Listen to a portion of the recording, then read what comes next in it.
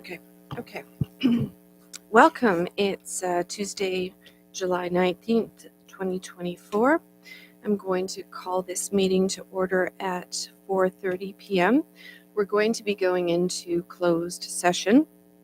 The purpose of today's in-camera meeting is to address a matter pertaining to litigation or potential litigation, including matters before administrative tribunals affecting the municipality or local board, Section 239(2)E, and advice that is subject to solicitor-client privilege, including communications necessary for that purpose, Section 239(2)F. This is in relation to OLT 23-00360 3852 Ganaraska Road. We're also going into closed session to discuss personal matters about an identifiable individual, including municipal or local board employees, Section 239(2)B, with respect to an appointment to a local board committee, and information explicitly supplied in confidence to the municipality by Canada, a province or territory, or a Crown agency of any of them, Section 239(2)H. This is in relation to a confidential salmon season update. Can I get a mover and seconder to proceed into closed session? Moved by Councillor Darrell, seconded by Councillor Adam. All in favor? And we are passed unanimously.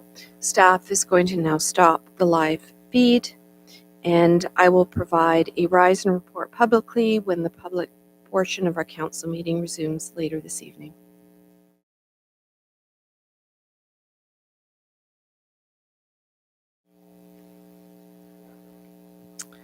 Good evening, everyone, and welcome. It's Tuesday, July the 9th, and we're just a couple minutes late starting because we had a meeting just before this one and lots to sort out between meetings. So I am going to call our meeting to order at 6:33 p.m.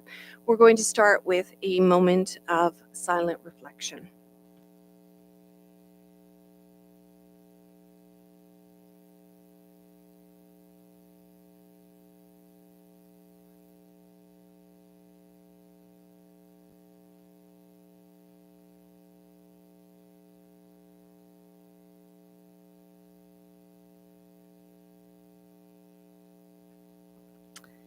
Thank you. I'll now move on to our land acknowledgement. The municipality of Port Hope exists on the lands of the Mississauga and Anishinaabe traditional territory covered by the Williams Treaties. We recognize and honor First Peoples as rights holders and stewards of the lands and waters on which we have the privilege to live, work, and play, including the Ganaraska Forest and River. We pay respects to elders past, present, and emerging. We commit to actions towards truth and reconciliation by recognizing the United Nations Declaration on the Rights of Indigenous Peoples, strengthening ties with First Nations, Métis, and Inuit peoples, especially those who make their home in Port Hope, and learning from Indigenous ways of knowing and being. We do so by recognizing the past and working towards a shared future. Moving on to the second item, disclosures of pecuniary interest. Are there any disclosures of pecuniary interest? I note that none were received in advance of tonight's meeting, seeing none. Moving on to item number 3, our closed session of this afternoon. Earlier today, Council passed a motion to proceed into closed session at 4:30 p.m. to consider business as permitted under the Municipal Act and is listed on today's agenda. This motion was passed in public session, streamed live, and was in accordance with our closed meeting policy. In the continuing interest of transparency, I can report at this open meeting the outcomes of today's closed session. Council approved the in-camera minutes from June 25th, 2024. That is the last time we met in closed session. Council received an update regarding a matter pertaining to litigation or potential litigation, including matters before administrative tribunals affecting the municipality or local board, Section 239(2)E, and advice that is subject to solicitor-client privilege, including communications necessary for that purpose, Section 239(2)F. This is in relation to OLT 23-00360 3852 Ganaraska Road. Council also considered a confidential report with respect to personal matters about an identifiable individual, including municipal or local board employees, Section 239(2)B, with respect to an appointment to a local board committee. And finally, Council received information explicitly supplied in confidence to the municipality by Canada, a province or territory or Crown agency of any of them, Section 239 2H. This is in relation to a confidential salmon season update. I believe we have some business arising from the closed session, and that is a recommendation to appoint members to the Property Standards Committee and Animal Services Appeal Body. Moving on to item number 4, then, business arising from the closed session. Can I get a mover and seconder for the following motion? That Councillor Darrell Toms be appointed as the Mayor's designate to the Property Standards Committee and the Animal Services Appeal Committee for a term ending November 15th, 2026, or until a successor is appointed, and that Council rescind the appointment of Deputy Mayor Holloway Wadhwani and Councillor Les Andrews from the Animal Services Appeal Body as it was temporary in nature, and that the following candidates be appointed to the Property Standards Committee and to the Animal Services Appeal Committee for a term ending November 15th, 2026, or until a successor is appointed. Jerry Conlon, Anna Monthew, and Rod Stewart. Can I get a mover for this? Councillor Mink, seconded by Councillor Adam, and I'm going to call a vote. All in favor? Thank you. Moving on then to, and all against? Okay, Councillor Andrews and Deputy Mayor. Moving on to item number 5, announcements, updates, and recognitions. Moving on with the first item, which is Be Walton. On Canada Day, we, in collaboration with local community partners, launched our Be Walton campaign. I hope that you've all seen it, that you've heard the radio ads, that you've seen the promotional materials. This critical shop local initiative is a key component of a comprehensive business and community continuity program led by the municipality. It aims to support downtown businesses, restaurants, bars, and services as they navigate the ongoing and very necessary Walton Street reconstruction scheduled to run through to November. To be Walton means immersing yourself in the local culture with all that makes our downtown vibrant and unique. I encourage everyone to consider shopping, dining, and doing business locally, and to encourage others to do the same. To help spread the word, we have free lawn signs available at our Walton Street Reconstruction Office, which is at 90 Walton Street. Pick one up, display it proudly, shop downtown, and be Walton. And being Walton will continue past November as well. So it will be an ongoing commitment to supporting local. Now I want to turn it over and ask whether or not any of our council members have any updates. Councillor Todd.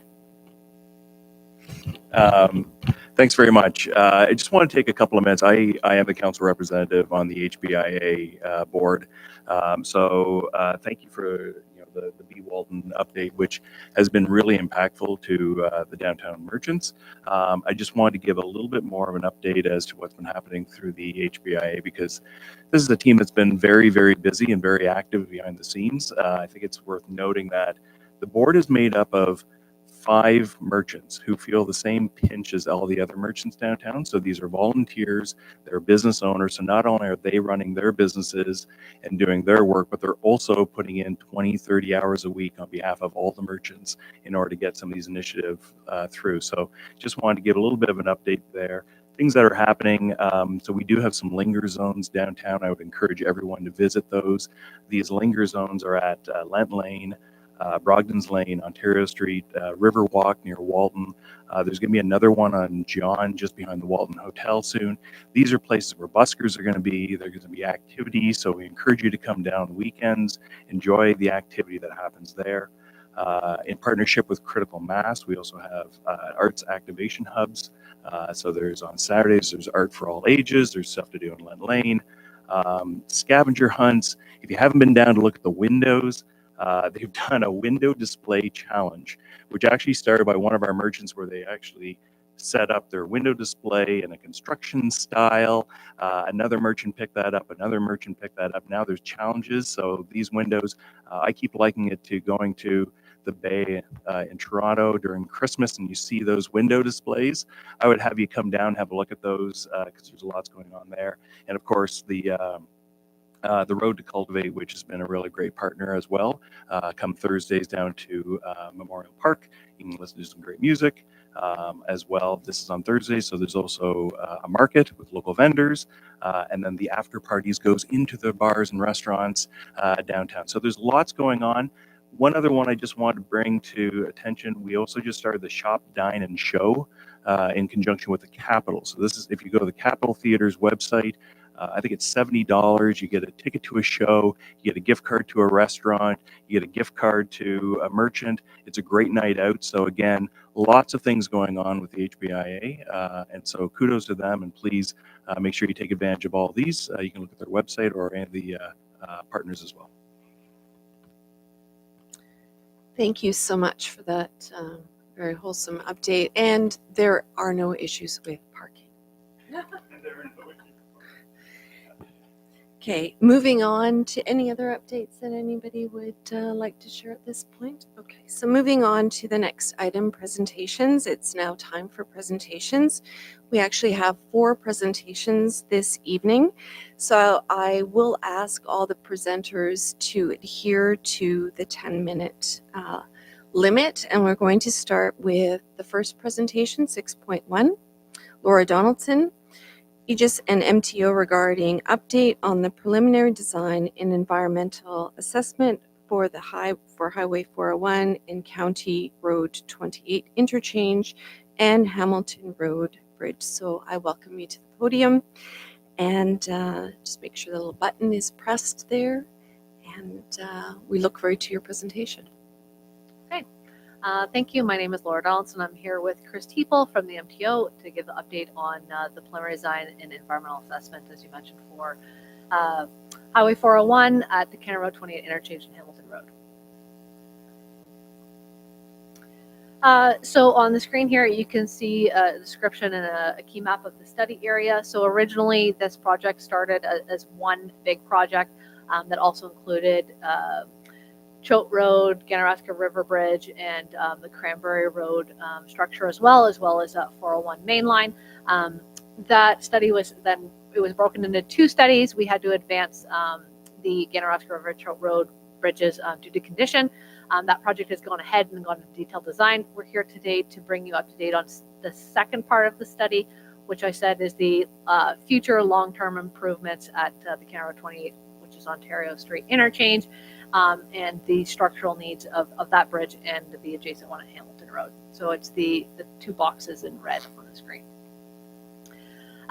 So we followed the Class EA process, which is a Group B project in the MTO world, where we have evaluated the alternatives and we've identified a recommended plan, and that's what we're here to update you on today.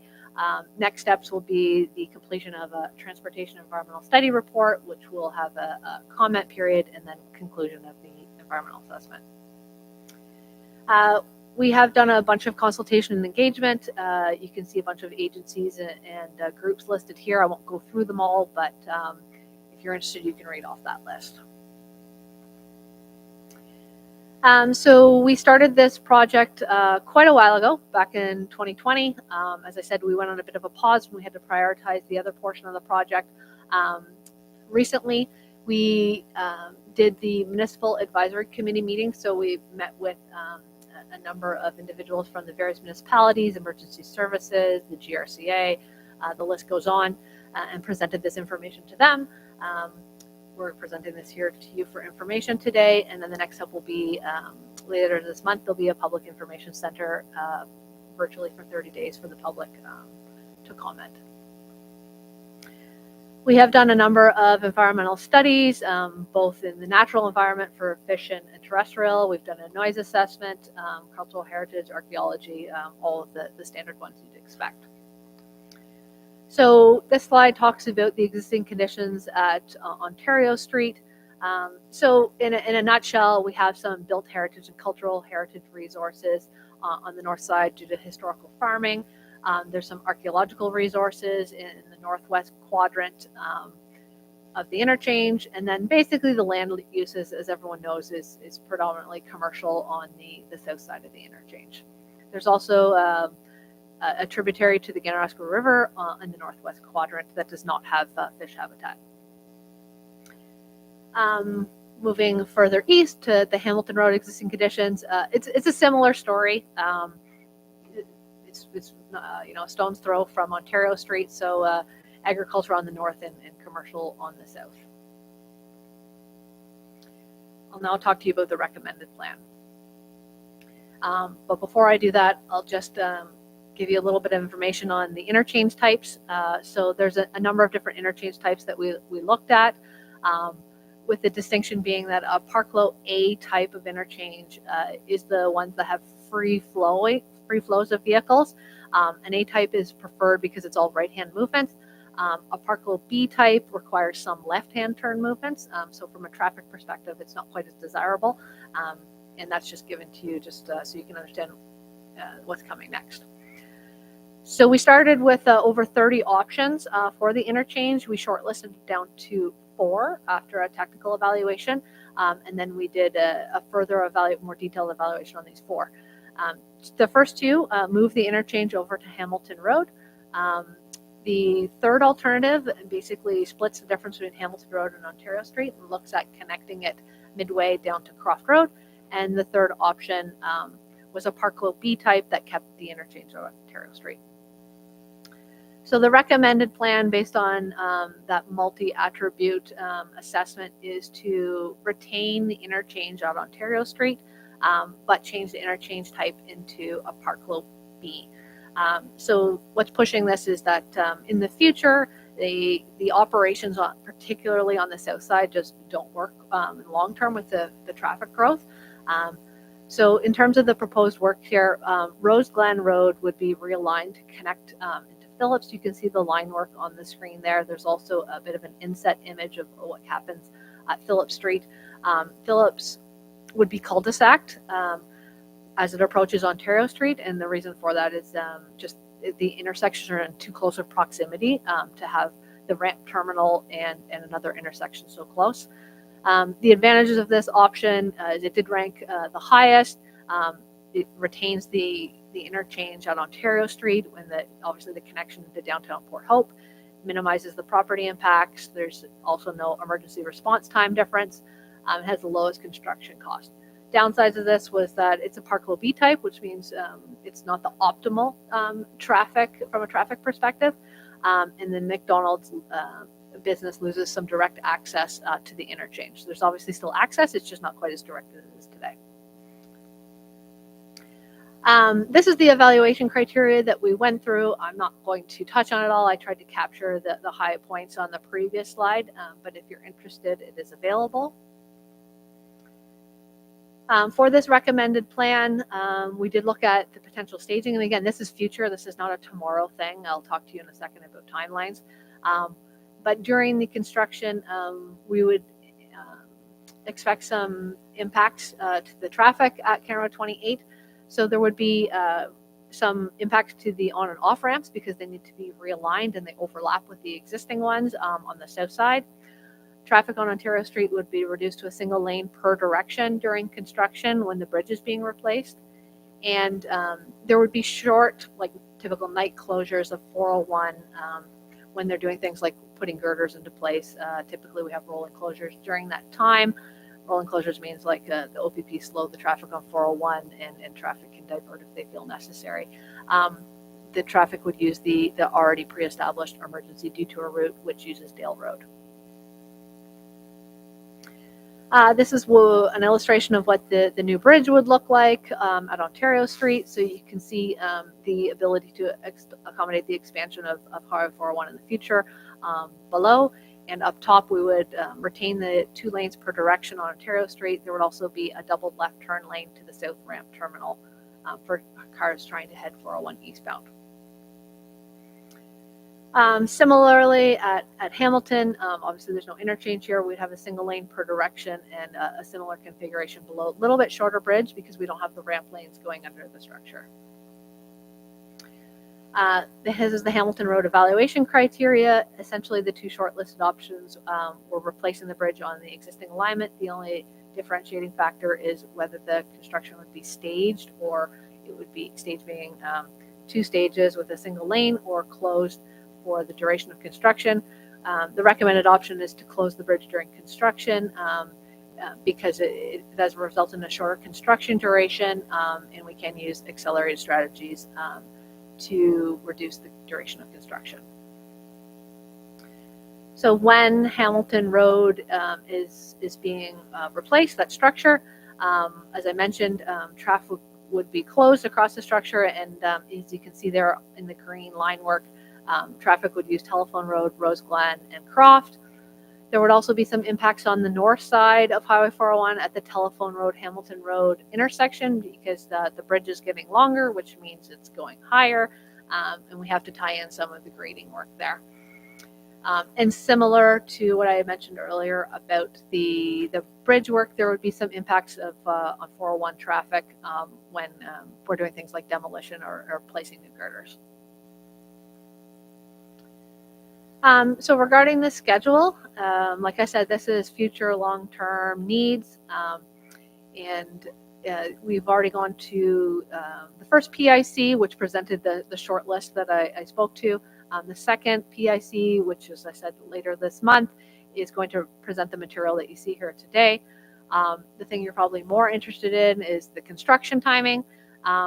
So if Northumberland decides to go ahead with their employment area north of 401, then they would, based on their secondary plan, that would happen by 2041, which is in 15 years. That's about the same timing that the bridges would require replacement. In terms of the interchange operations, we're looking at more of a 30-year horizon for that. It would highly depend on if Northumberland moves forward with their development and how much traffic that generates. Obviously, it may get pushed forward if that goes ahead. So those just give you some kind of time frames, but the takeaway being that this is not a tomorrow thing. And that is it. Thank you very much for the presentation. I'm going to turn it over to my colleagues for questions and comments. Councillor Less. Yeah, that was well done and quick. Have you talked to the business owners on Phillips Road or at McDonald's about possible impacts?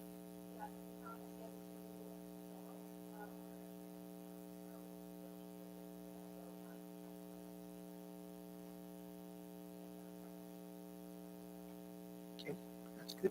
Thank you. Councillor Mink. Thank you. Thank you for the presentation. When I'm looking at slide 12, and I see that the on and off ramps south of the 401 are now at the intersection of Rose Glen and 10, and then Phillips makes a cul-de-sac dead end. So now, not just McDonald's, but any business, extended care, the ambulance, everybody in those apartments, the health unit, everything up in that corner has to now come down Wellington and out Rosevere, as well as the trucks. This is the truck route through Port Hope. So my question is, how does the traffic, how is it accommodated in this plan? As well as we would need a traffic light at Rosevere.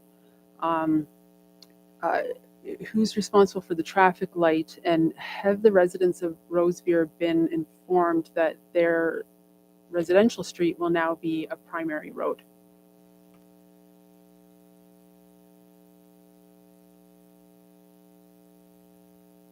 Sorry, can you hear me now? Maybe just to set the stage a little bit, is that of the 4 shortlisted options, 2 moving the bridge, the interchange over to Hamilton, and 1 putting it Croft, this actually has the minimum impact. It obviously doesn't have 0 impact, as you've identified. I guess to answer the last part of your question is that the residents have not been notified because we haven't gone to the public yet. We've only consulted with the agencies and municipal stakeholders. They will obviously will have an opportunity to comment on this plan as part of the Public Information Center. Regarding your comment or question about alternate routes, we did, as part of our multi-attribute evaluation, did look at impacts of the municipal road network and the additional time to for traffic that is going in that southeast quadrant. The truth of it is that the trucks would obviously either have to go to the north and use Telephone Road to come down Hamilton Road to go around. You're correct that some local traffic may use Rosevere Road to cut around. This is a very preliminary design, high level. The intention was to select an interchange option. Some of the stuff you're commenting on is more in the details. So we're kind of like high level in terms of looking at options. I will say it was looked at, but a traffic study of understanding what's exactly going to happen with some of that was not included. It was beyond the scope of this project. Okay, thank you. I have a couple of follow-up questions to that. So I think, okay. So the Hamilton Road then, if the expectation is that will be the truck route, as it is right now, there isn't enough room for a truck to make that intersection of Telephone and Hamilton Road is up on hill, and there's not a lot of room for turning. So is it the expectation that that will be expanded before construction or in the end, as well as has there been any consideration about having a bypass of 28 coming down and meeting through the employment lands and meeting Hamilton Road, so that that is used as the primary interchange, and we're bypassing Port Hope. It's very typical that communities do have those bypasses so that trucks are not coming into the downtown. So has that been considered? So we had many options that looked at on the north side, basically taking 28 and moving it on over to Hamilton Road. Some of those options outside of these four shortlist options had two interchanges. The problem with having two interchanges in such close proximity is we have a traffic. It's a poorly performing traffic to have interchanges. So is that what you're referring to? Or are you talking about moving the interchange completely over to Hamilton? I'm suggesting moving it completely over. That way, the County Road 28 bridge, the two lanes that are used for on and off ramps could be used as a 401 through lane. There is no on and off at 28 at all. It's just a local bridge. And the main interchange is at Hamilton Road, where there is the space to do that, and would have more access to Hamilton Road, Hamilton Township, as well as Port Hope, and it would act as a trucking bypass of the downtown area of Port Hope. So those were both, those are options 1 and 2 is what you're speaking of moving the interchange. There's the downsides of that is it does increase emergency response time. There's a lot more property impacts, particularly commercial on the south and agricultural to heritage properties on the north side, about moving the interchange over to Hamilton. I'm not sure how much level of detail you want me to go into, but I guess I would say, as it relates to some of the details of the recommended plan, we did meet with the Public Works group, and we're happy to continue to talk about details with the recommended plan. But I guess I'm trying to express that we did look at that option quite thoroughly, and there was a number of warts to that option, particularly, like I said, and it also changes the main route into Port Hope for also the businesses coming down Ontario Street wouldn't get through traffic, not just for trucks, but I'm talking about people just visiting the municipality. Great, last question. North of the 401, moving the on and off ramps from the west side of the road, east side to the west, what actual benefit does that make? It's obviously a huge cost to move that, and it seems to be functioning fairly well right now. So what would be the benefit of moving it to the other side of the road? The issue on the north side is that we have some concerns with the on-ramp moving, going under the structure. We're going to be making some modifications to that on-ramp as part of the Chotanagin-Araska, their interim works. But the actual traffic flow, you can see it would be more free flow for people coming from the east going to the south instead of coming up and having to make that left-hand movement. So from a traffic operations perspective, this is what was determined. Thank you. Any other questions or comments? Yes, Deputy Mayor. I'm curious to know how the virtual public information center is going to be publicized so that residents in Port Hope are aware of it.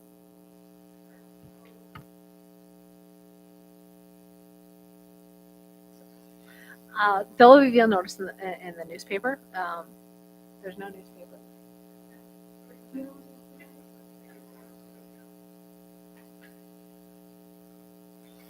You caught me. We did not bring our environmental planner with us today, and those materials are still being reviewed. But I guess I'll have to. Yeah, there will be mailouts. It's quite comprehensive. We did do the same approach for the first study for Choke and Araska. We got a bunch of we got a input on that, and also for the first public information center. Predominantly, the interest was from individuals, property owners, and commercial owners on the south side of 401 to date. So I apologize, I don't have a more comprehensive answer. If there's a mail out, so who would be receiving the mail out? Is there like a perimeter, a catchment area around it? Because I would argue that this is something that impacts the whole community, not just those that live within a certain radius. So can I request that information be obviously shared with the municipality so that we might look at how we can ensure residents are aware of it? Yeah. We can also provide it with a link if the municipality wants to put a link on your website notifying staff. It's an easy solution as well. Thank you. I have a question. I know that the actual construction is still a ways into the future, but do you have projected costs on what expanding the 401 is costing in this particular area of our municipality? We do not have any estimates on expanding the 401 because this project doesn't look at expanding the 401 lanes. Is that? But this is also part of absorbing some of the increased traffic flow that is by vehicle as opposed to alternative. So I'm just wondering if there is a projected cost for this particular project that you've looked at or that you could share with us. So it's very high level, and if you guys have done preliminary design projects yourself, you would know that these numbers shouldn't be taken. But I mean, I would expect a project like this to be in the $80 to $100 million range for a new upgraded interchange, 2 structures, and it obviously subject to inflation over the time period between now and potentially 15 to 30 years when it's actually built. Okay, any other questions or comments? Yes, Deputy Mayor. Also about finances. So, we, just for context, this council voted down a traffic light in our last budget deliberations because of cost. We have a huge infrastructure deficit. And so I think there's concern always about adding new assets of infrastructure that need to be maintained. Would any of the changes to, say, installation of new traffic lights or changes or extension of our municipal road network, would those be covered as part of the cost of this project and therefore covered by the province, or would it fall on the municipality to cover those costs?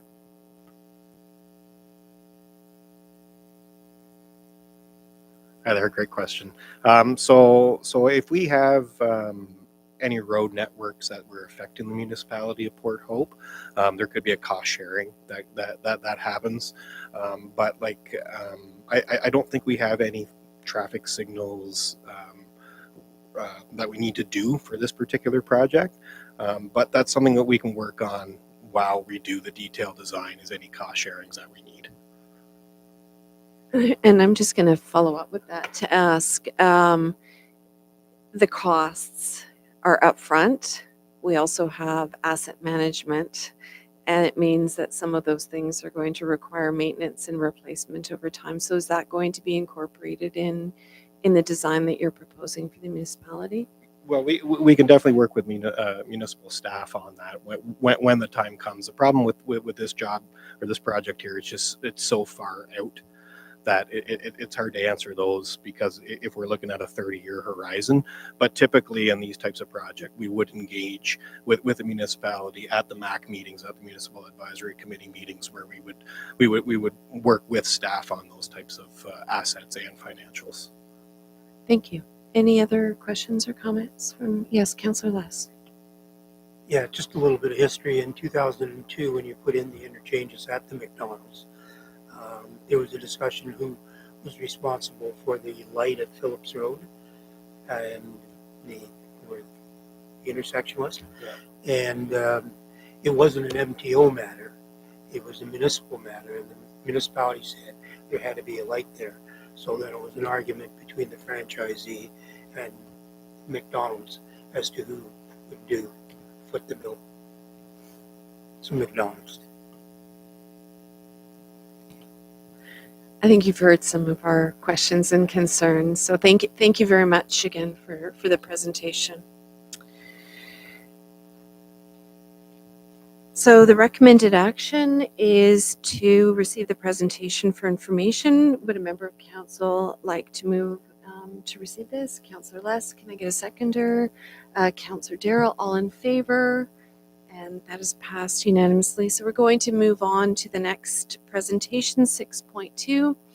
Bob Wallace, Port Hope Public Library Board, and Margaret Scott, CEO, Chief Librarian, Port Hope Public Library, regarding the 2023 annual report of the Port Hope Public Library. And I see that we have different presenters. And so Erin is actually going to be presenting, so welcome. Thank you. Thanks for hearing our item. I'll start the presentation and then I'll be joined by Bob Wallace, who's the chair of the board. So that's just a list of who's on the board this year. We're also joined tonight by Lindsay Kane and our awesome municipal councillor, Vicky Mink. So we just want to take a bit of time to remind you about the library, our vision, our mission, our values, and then Bob's going to talk about some updates about our strategic plan, and we'll end with the 2023 annual report in review. So there's our vision. It's your destination for inspiration, imagination, and information. The Port Hope Public Library's mission is to deliver quality, community-focused library services with a commitment to equitable and open access to all resources.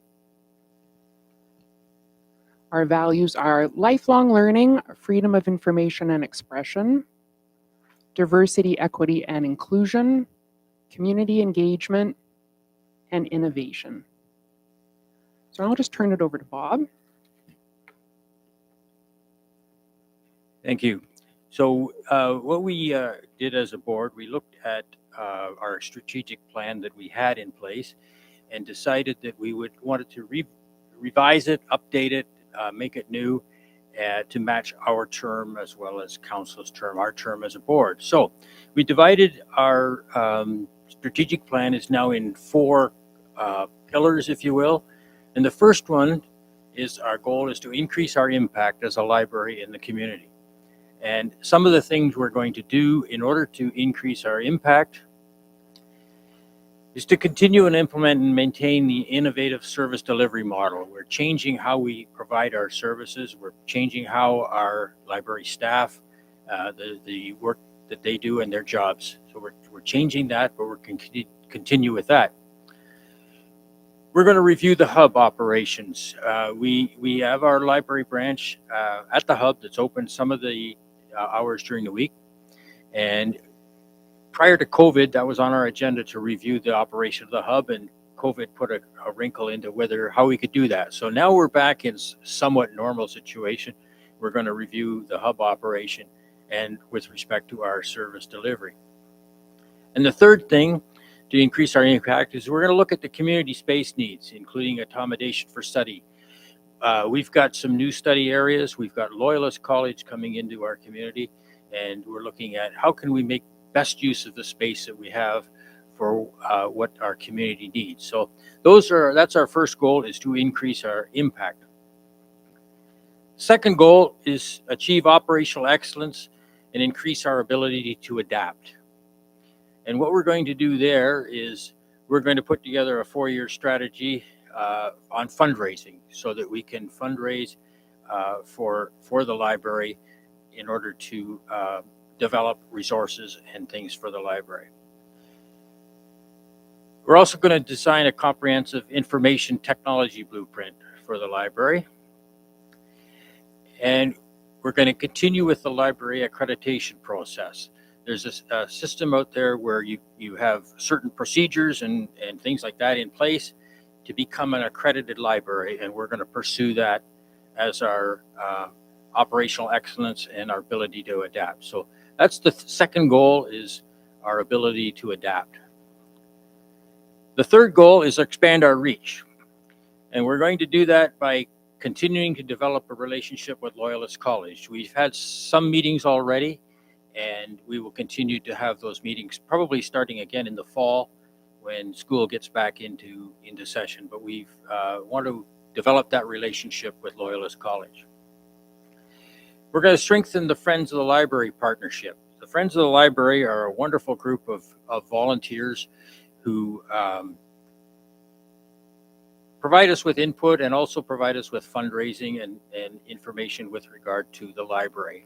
And the Friends of the Library have started a $10,000 fundraising campaign, which is underway right now, and they're about halfway there. We're just over the $5,000 mark. And if you're in the library, you can see the stacks of books marking how close we are to the $10,000. And the spending of that money will be for collections, novels, video games, audio, along with print materials.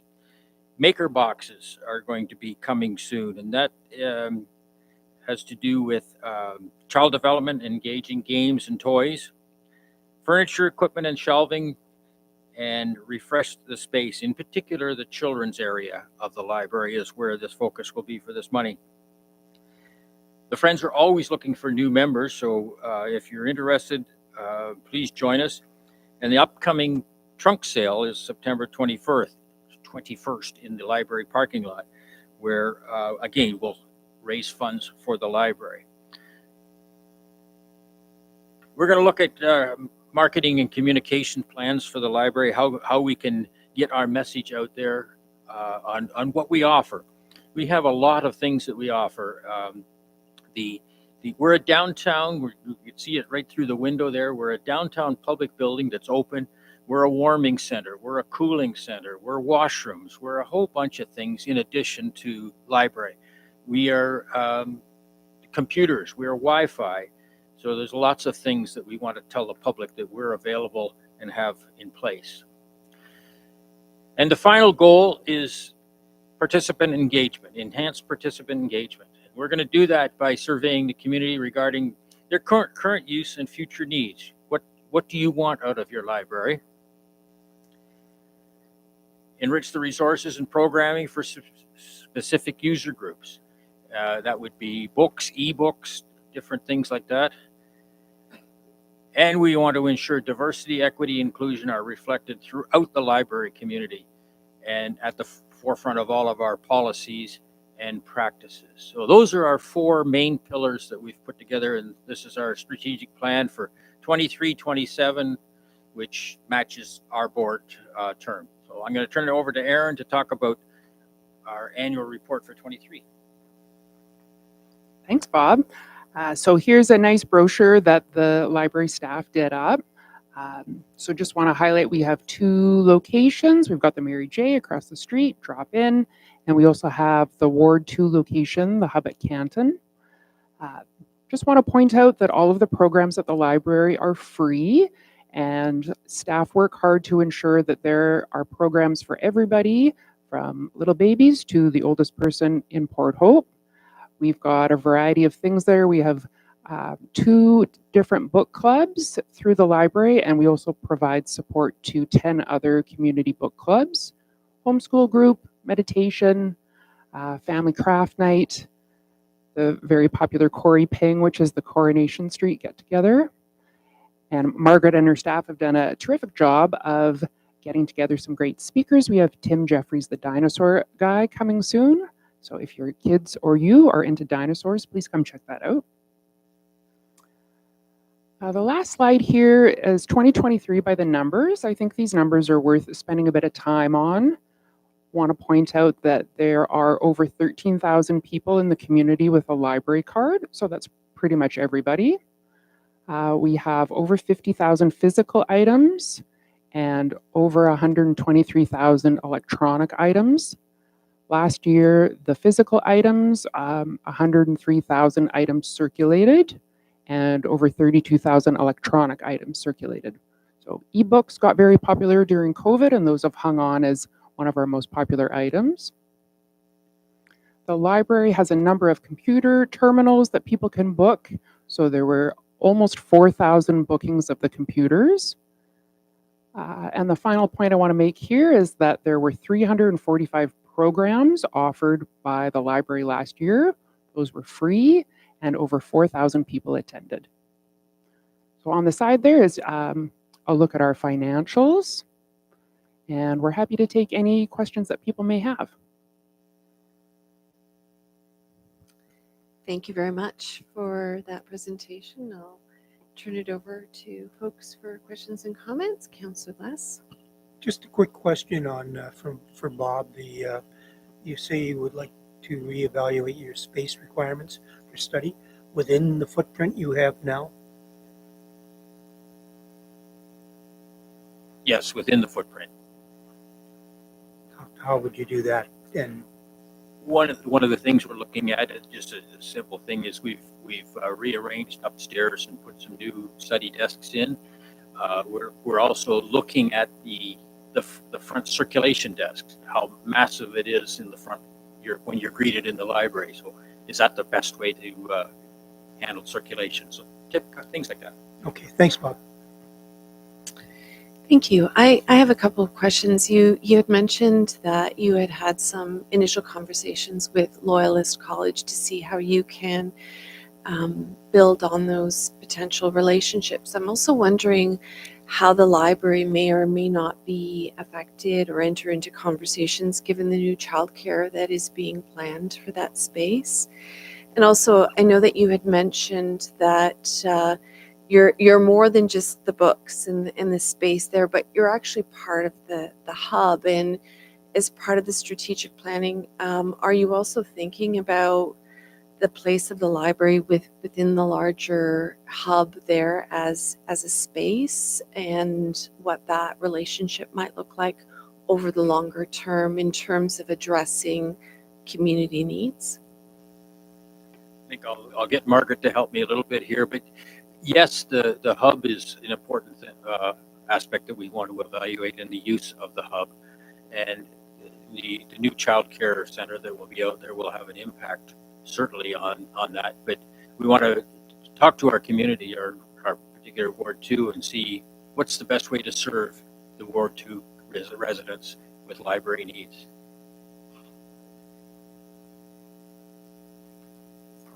You've summed it up very well. We were looking forward to the arrival of the daycare. We think that's the best possible partner that we could have at the hub. So we look forward to those opportunities. And I think in terms of surveying the community, I don't think it was ever the intention of the board to replicate the services at Mary Jane Vincent. So the hub actually has potential to be something different than traditional library service in that way. So I think, and Loyalist College might be interested in some things that are happening out there as well. So we have lots to look forward to and lots to discuss. Councillor Todd. Thank you. I really enjoyed the presentation. I was really impressed with the goals and the strategic plan. I'm a bit of a metrics guy. Everyone here will know this is usually my space. So the last page, and this is not so much a question as maybe a request, is I would love to see the growth on these, like with the changes in numbers from year on year, and especially where we are, at this point and as we go forward. I think it's really important to see how these numbers change as we go. So maybe as a request next time we see you folks. Absolutely, we'd be happy to do that. We also have copies of that 2023 annual report that we're very proud of. So Lindsay's going to come around and distribute those. Thanks. Thank you. Any other, yes, Councillor Mink. Thank you. So I have some more comments, but I do have a question at the end. Thank you for the presentation. I think that it's really good to see some of the items of the strategic plan and for the community to know when they go into the library, it's books, it's activities, but there is finance, there's operational discussions. The board, this board that I'm sitting on with right now is very, very conscientious about these matters, and I really appreciate that. Thank you for bringing that here. As far as the hub goes, I think that we have a number of people from the rural community here right now, so it's a matter of understanding what do you want in the hub. But I said this at the last board meeting, that the hub is not just for rural. Rural people use this library, and I think our hope is the urban community, what will it take to bring you out to the hub? Because it is different services. There's a library of things out there. There's a different outdoor space out there. And that hub library is Port Hope's library. It's not a rural library. It belongs to Port Hope. So what will it take urban people, community, to come out there?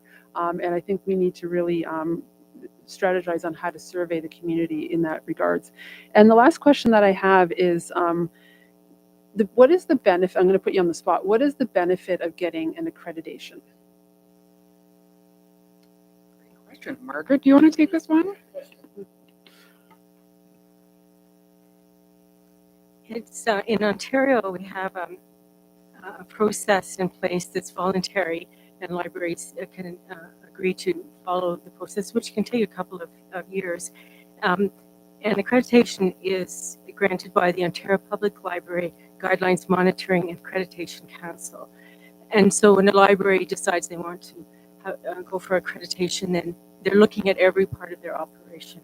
It's all about policy development and making sure that you're looking at every aspect and you're providing the best level of service that you can. It gives some benchmarks to follow to allow you to improve, essentially, so that you have the best library service you can provide for, using taxpayers' dollars.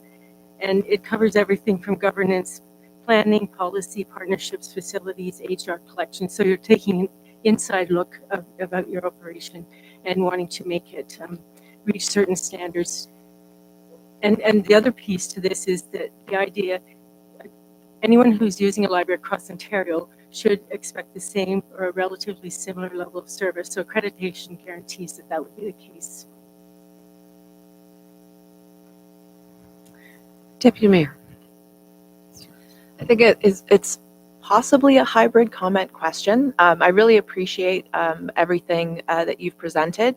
I'm just very conscious of what you've presented and what you share in your annual report are the metrics that you measure. But I know that the impact of the library goes far beyond these metrics. You know, you are the only place really left in our communities where anyone is welcome to come and loiter and stay with no questions asked, regardless of who they are.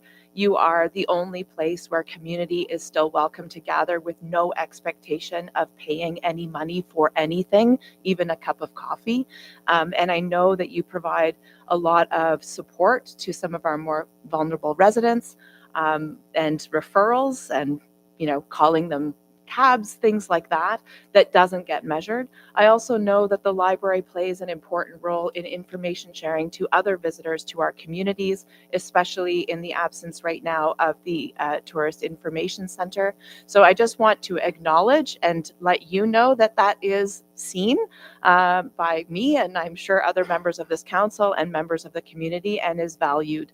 You are the commons that is left in our community as with other communities, and I commend you for playing that role. Thank you very much, and I'll pass that along to the staff because it's very much a team effort. Thank you. Thank you again for the presentation, and now I'm going to ask for a mover and seconder to receive this for information. Moved by Councillor Mink, seconded by Councillor Darrell. All in favor?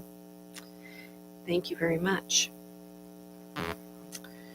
Moving on to presentation 6.3, Chris Leggett and Colin Laborie, SpectraPoint Inc. regarding present summary of the public consultation process regarding the proposed cell phone tower, 1564 Oak Hill Road, Campbellcroft. Welcome. Good evening, Madam Mayor, members of council and staff. Thank you very much for the opportunity to attend this evening's council meeting on behalf of Rogers Communications and the EORN Group to provide information regarding public consultation which is being conducted for proposed telecommunications tower at 1564 Oak Hill Road.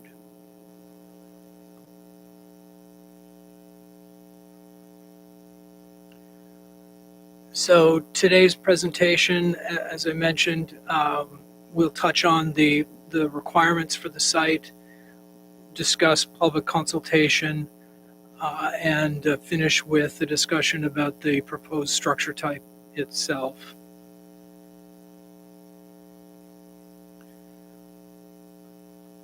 So I'm sure many of you are familiar with the EORN Group and their mandate and the Cell Gap program.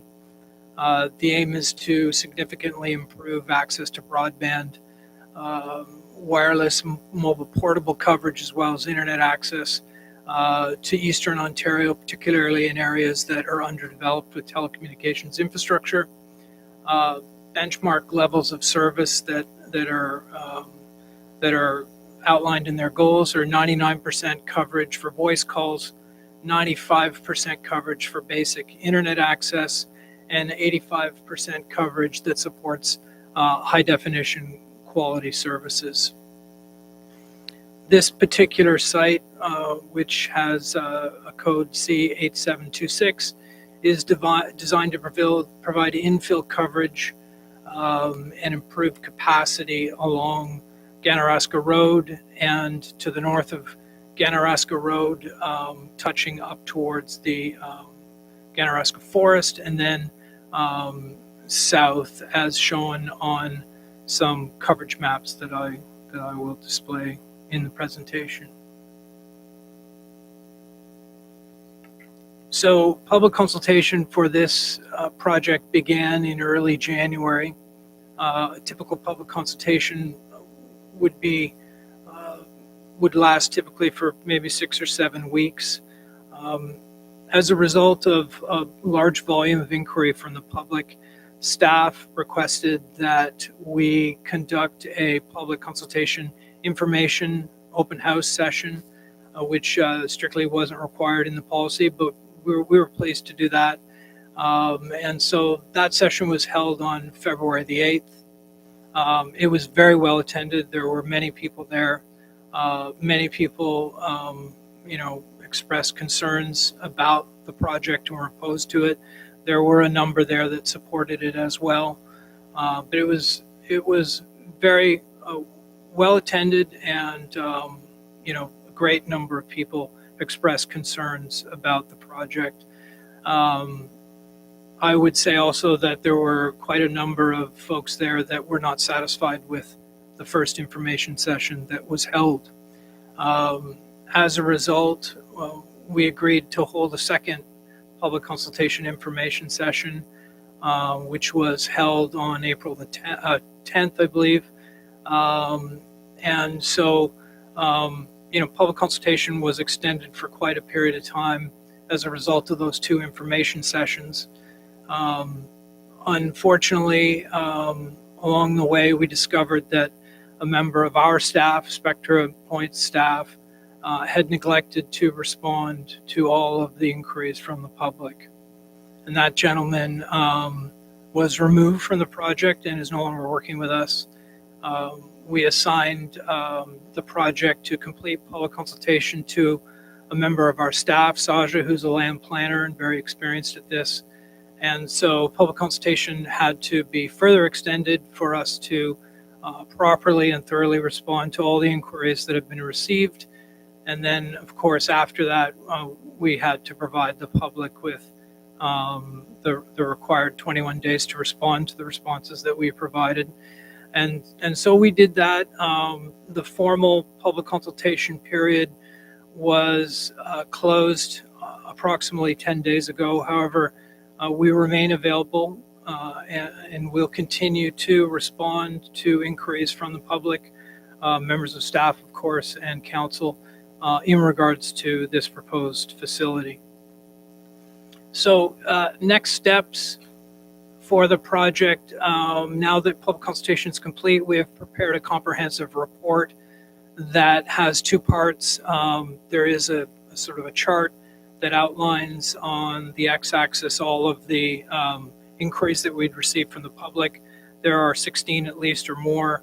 And then on the y-axis, there are a list of concerns, such as concerns about health and safety or concerns about property values, those things that are listed across the y-axis, so that staff and council are properly informed on the big picture in terms of the volume of inquiry and the types of concerns folks had. In addition to that, there's a comprehensive summary that includes a copy of every single email that we'd received, copies of all the responses that we provided to those emails, and some information about other conversations that may have been received on the telephone, etc. So that report has been provided to staff, and I assume that it will, if it hasn't already been provided to council for review.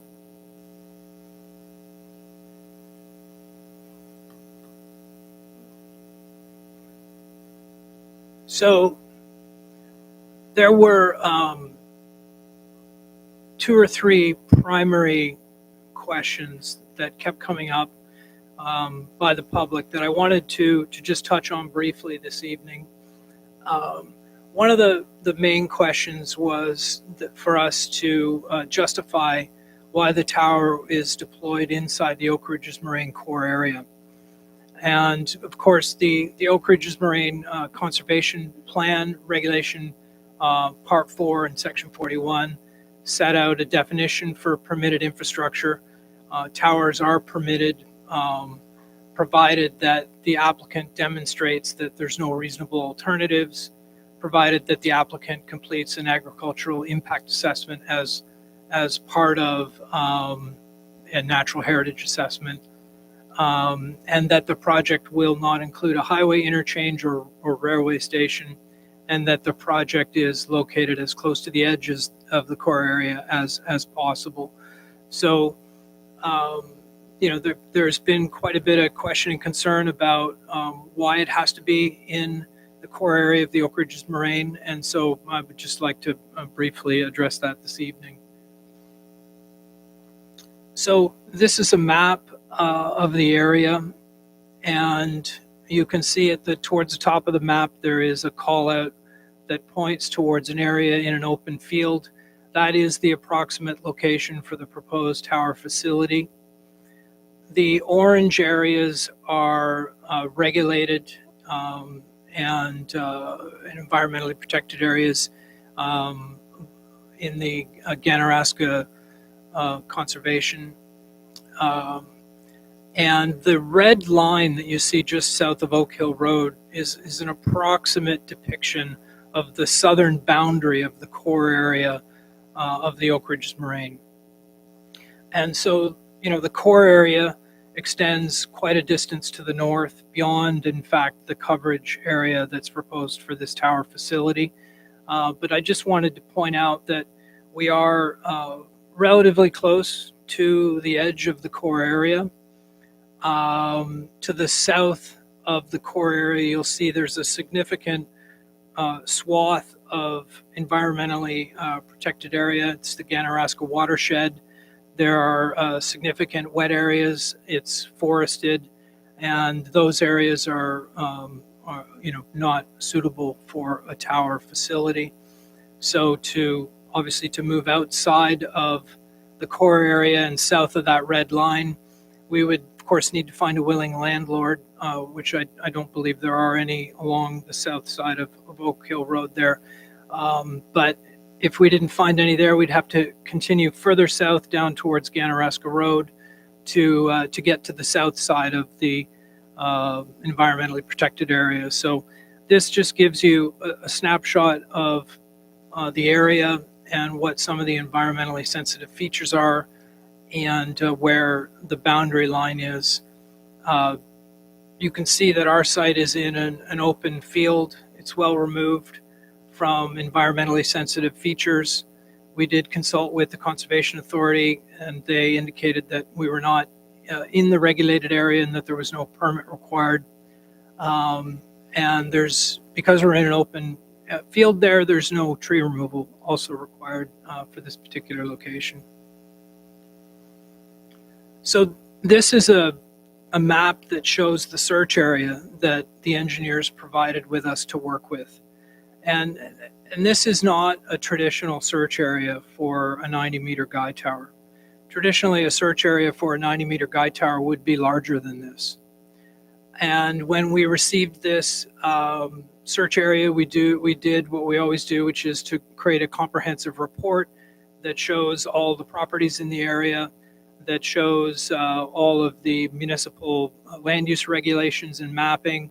It also has a section that shows all the environmentally protected areas. We provide that multi-page report to Rogers and Eorn, and at the time we suggested to them that this is a very small search area and that we would benefit from a larger search area. Can we search outside the search area?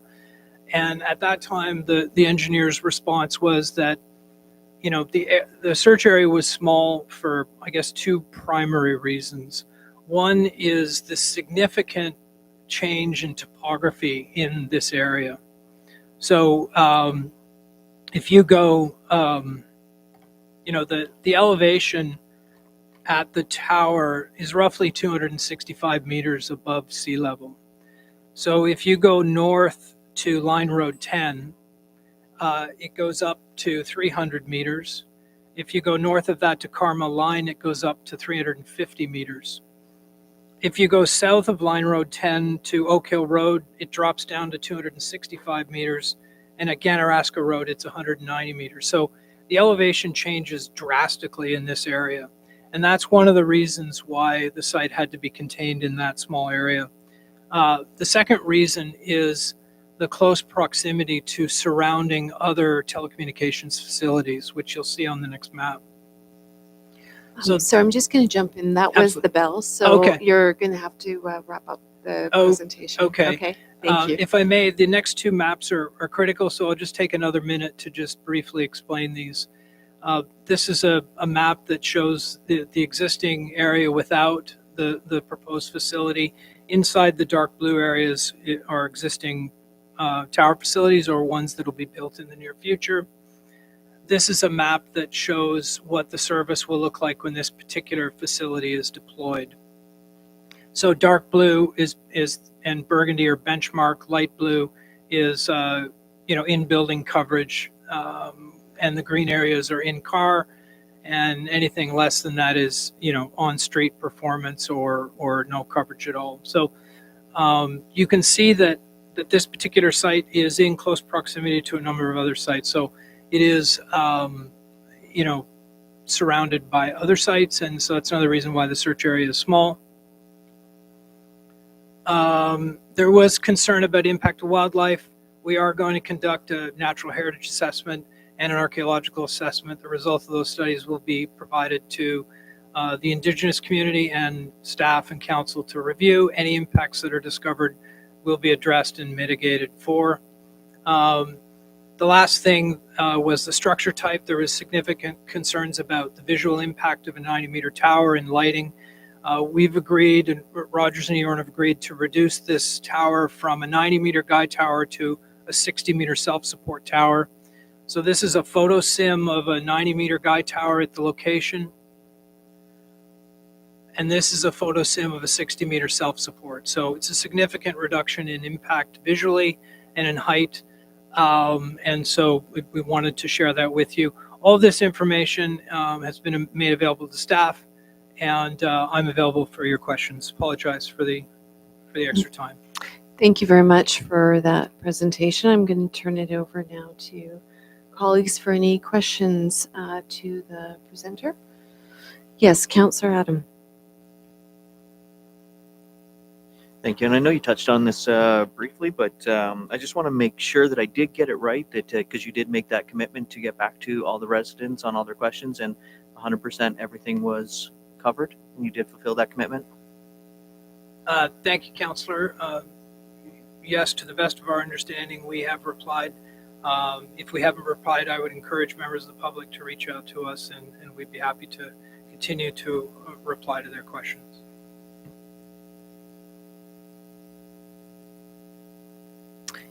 Deputy Mayor. Thank you. I just wanted to comment that I think, in terms of what's on the slides that you shared this evening around resident concerns, I'm not sure that you really did justice to what I heard in the room during those discussions. So I'd be really interested to seeing the comprehensive report that you've shared with staff, and I'm going to ask if that gets included in the Council Information Index, so that we can take a look at that. And the other thing I just also wanted to highlight is one of the concerns that I heard very consistently was a sense of confusion, frustration. Members of the community who are engaging around this issue take this very seriously and have been doing their research and showing up and trying to participate. But the process has felt confused. We're in a room, we couldn't see what was on the slides because the font was so small. I'm noticing now what I'm looking at that was published with our agenda is not the same as what you just presented here, which means residents watching from home are not looking at the same slides with legends that you presented this evening. The ones that went public don't have a legend on it. It's hard to even see what it means. The location of the proposed site is different on slide 7 than it is on the other slides in terms of it being below Oak Hill Road. And I know these are just small details, and it maybe sound like I'm nitpicking, but when it is an issue that is of concern to a lot of people who live in this community, and we see a process where things seem a little bit shoddy in terms of how information is being presented and shared, it just doesn't breed a lot of confidence. And so when we're being asked then, or our staff are going to be asked to sign a letter of concurrence that says we believe that all the due diligence was done, you put us in a difficult situation because it's hard to have that confidence when these kinds of little mistakes are happening, but consistently throughout the process. So that's just my feedback, but I would be interested in seeing the full report that you shared with staff, and I appreciate that you did share that.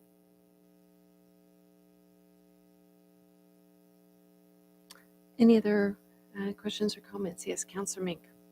Thank you. So I have specific questions just based on the presentation.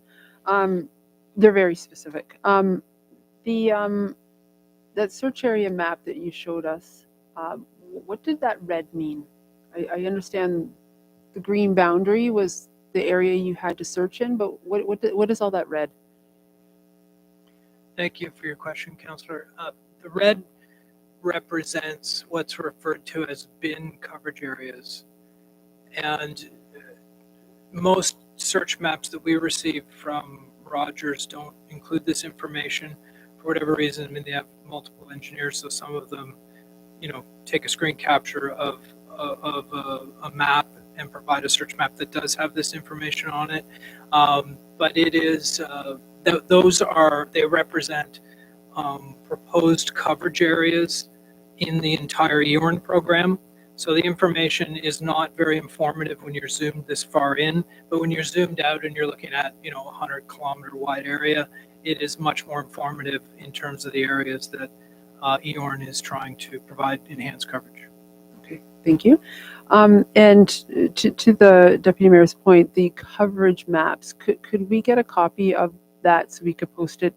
Just because, it was different than this, so could we get a copy of that after? Absolutely. We will provide a copy. Apologize for the late change. The only thing that was changed in the presentation were the 2 coverage plots. We had noticed that there was a particular site that the public had inquired about, C8725, that's to the north up by Carmel Line in Cavan-Monaghan, that the engineers had not included in the map. When we discovered that, we felt it was important to include that because members of the public had asked us about that. So that's the reason why we changed those 2 maps. So I apologize for that. We're happy to mail those to the public and provide copies to staff. Thank you. Yes, and I think the legends on those updated maps was also very helpful. So, just two more questions. There was a question about NavCan and the flight plans and whether a light was required. And that was pending last I heard. Has that been resolved? Is there still a need for a light or? The applications were filed to Transport Canada originally for a 90-meter guy tower. It typically takes 3 months or so, sometimes longer, to get the results back. However, as a result of the change from the structure type from a 90-meter guy tower to 60-meter self-support, we had to resubmit. And so we haven't actually got back the confirmation from Transport Canada. It's, in our experience, we expect that the tower very likely won't have to be lit as a result of lowering the height. That we can't guarantee that until we get, we don't have a say in it. It's up to the federal government, but that is quite likely to be one of the benefits.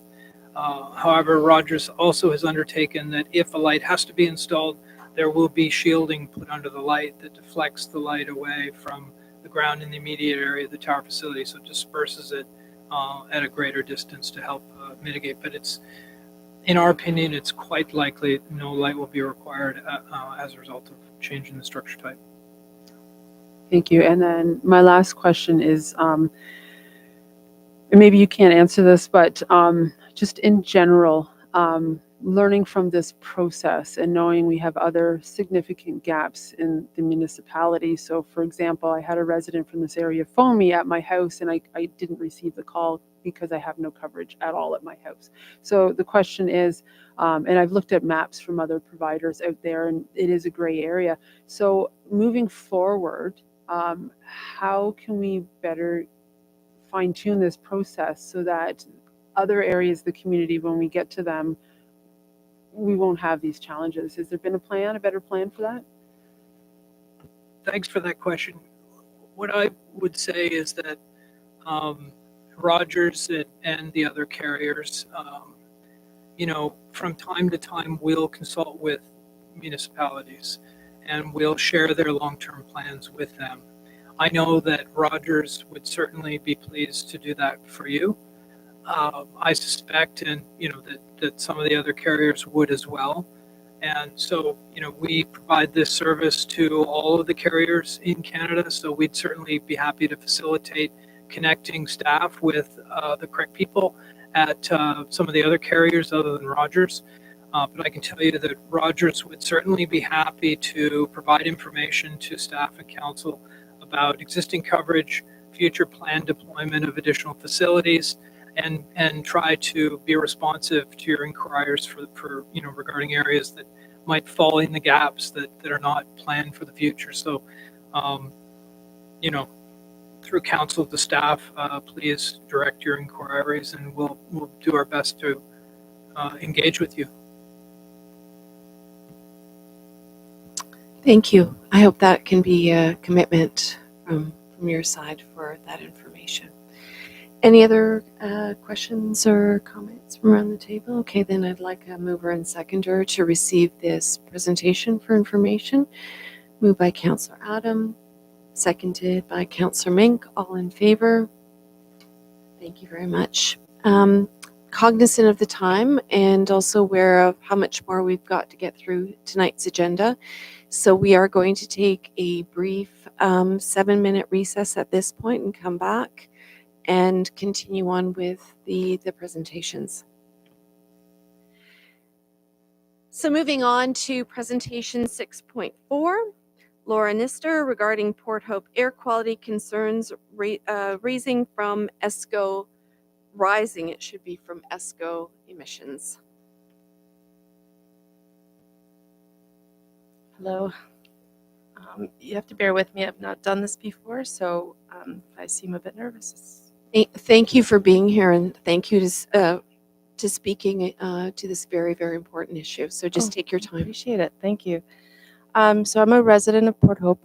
I used to live in Cobourg, left the area, came back about 5 years later. So I've been here again for about 2.5 years.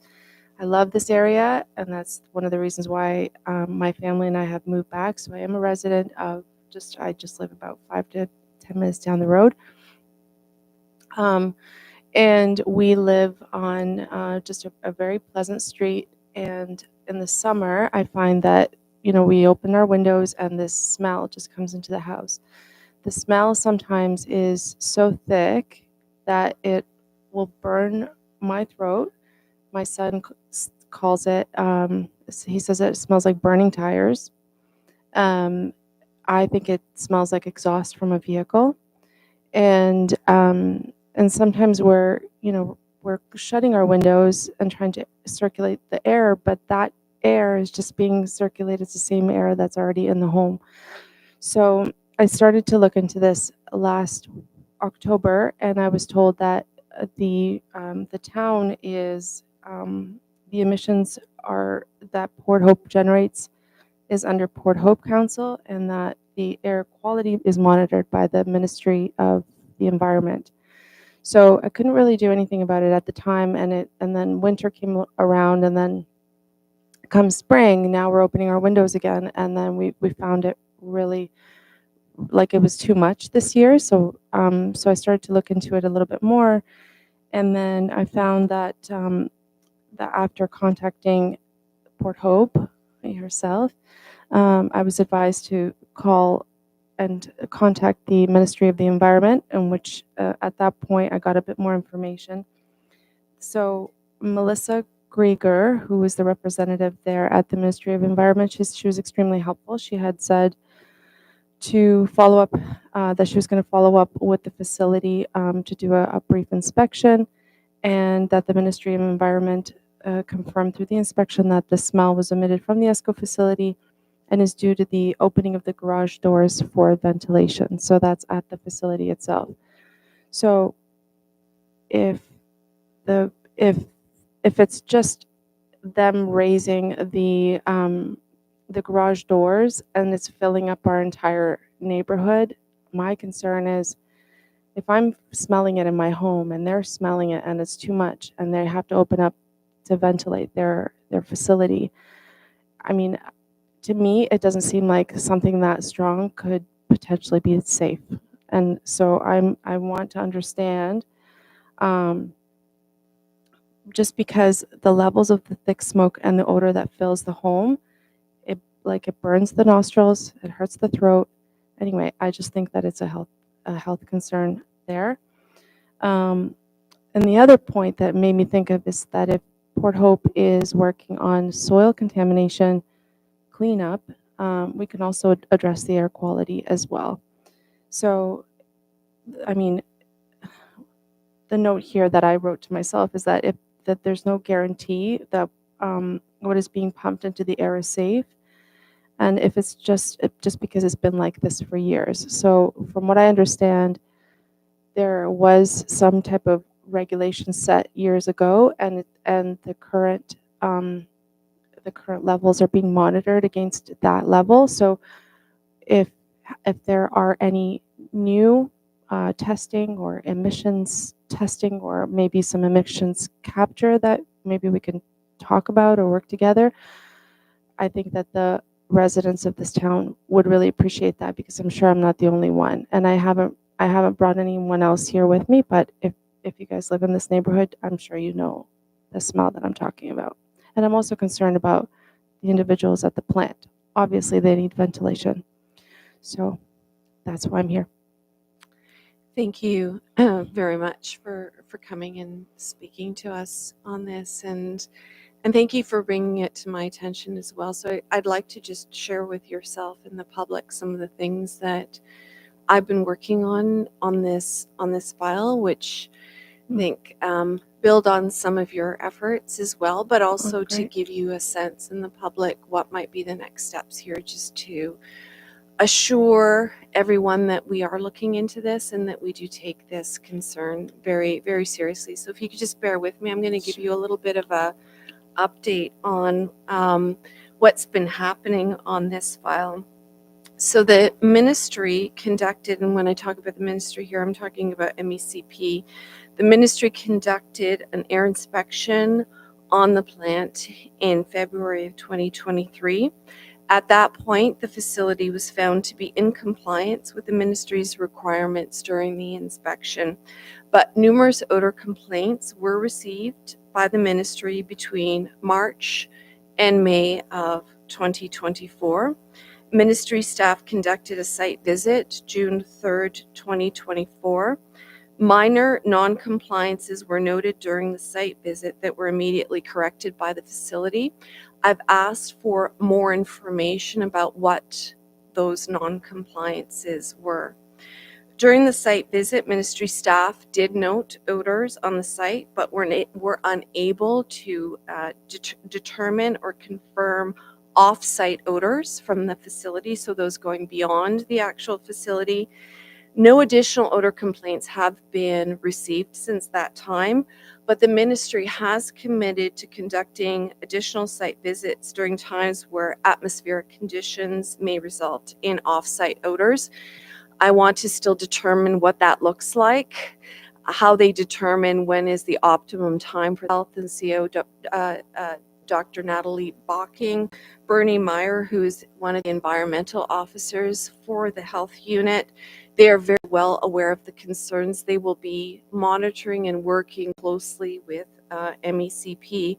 And also David Bradley, who's the district manager of MECP, Peterborough office, has been alerted to the concerns and to the situation. So I do think there's still more work to be done to determine exactly what's happening, what regulations are being used, how they're going to be monitoring what's happening at the plant on a regular basis, how they're going to be determining the emissions that are coming out of the plant. But one of the things that was requested of me to request of you today is if you do have neighbors on your street or in the area who are experiencing similar effects from it, whether it's the throat, the eyes, or any other irritation, the more documentation that we can collect and submit to all the bodies involved, the better it is in terms of keeping the pressure on the investigation and determination of, assuring the public that there are no safety concerns, or alternatively to see what we can be doing to mitigate the odors and the effects. So that's just an update that I wanted to share, but certainly are there any questions or comments from the table on this? Yeah, Councillor Mink. Thank you, and thank you for your presentation. I'm very familiar with this, the smell, and it's kind of a reminder to me. I always think my car is breaking down when I smell it, so it's very, very obvious. I have a question. Sorry, I'm putting staff on the spot here with this question. When we passed our zoning bylaw, I know that there was some particulars about specifically the rural area and what can be built in close proximity to homes as far as agricultural smells. Do we have a similar rule such as that for in the urban area? Through the mayor to Councillor Mink. No, what you're describing is what happens in the rural area is a provincial program that's called minimum distance separation, and it's related to agricultural practices and how we don't encroach on those practices from a residential perspective. The same, that same sort of thing, at least in the town of Port Hope or the municipality of Port Hope, does not currently exist. And there is, as far as I know, there is no provincial program that supports that. Any other questions or comments from the table?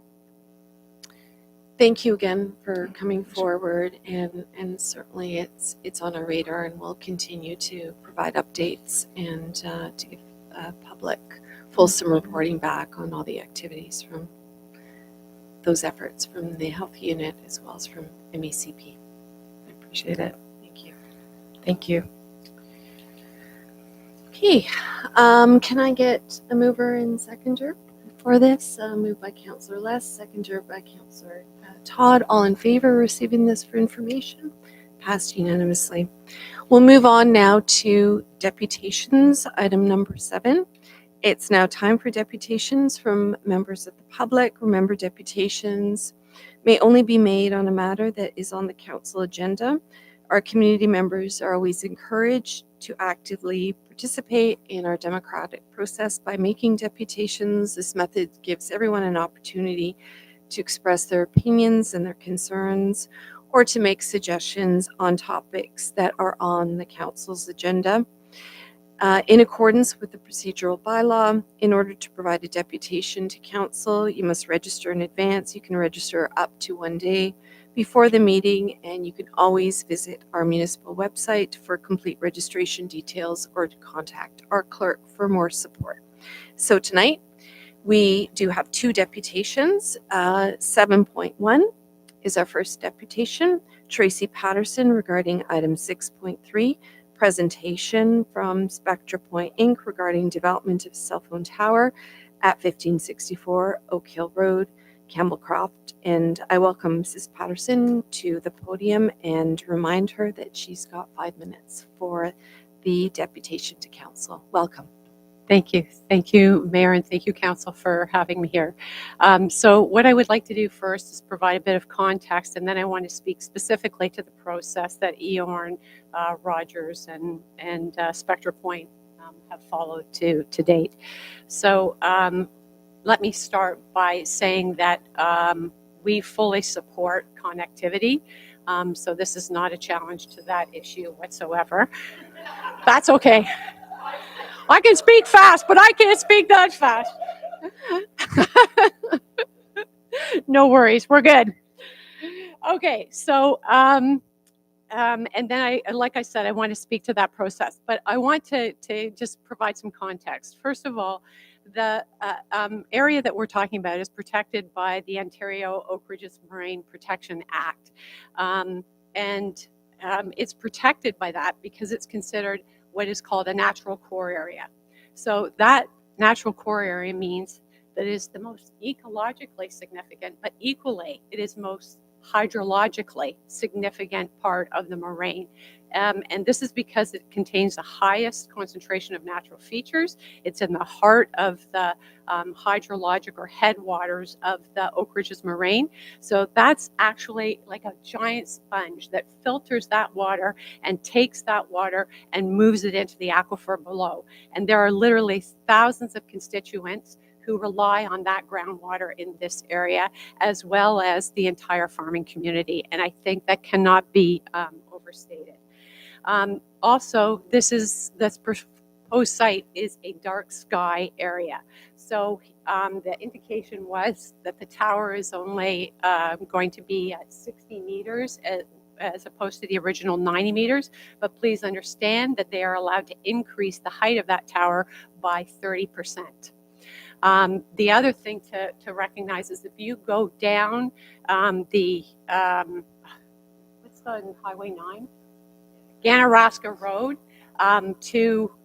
towards Bewdley, you will see on the north side a tower there, a cell tower, and it is at the same elevation, if not a lower elevation than the proposed site, and it has lights on it.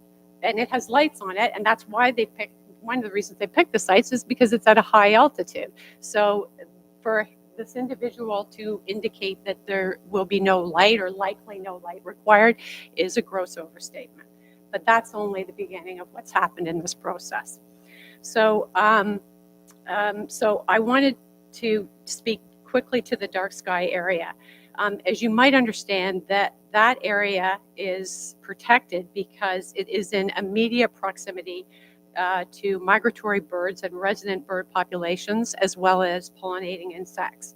And that these towers have an enormous impact on those populations. In fact, a 2012 longitudinal study, it found that the taller the communication towers, they were likely, like the one proposed by Rogers, they were causing about 7 million deaths per year in the US and Canada.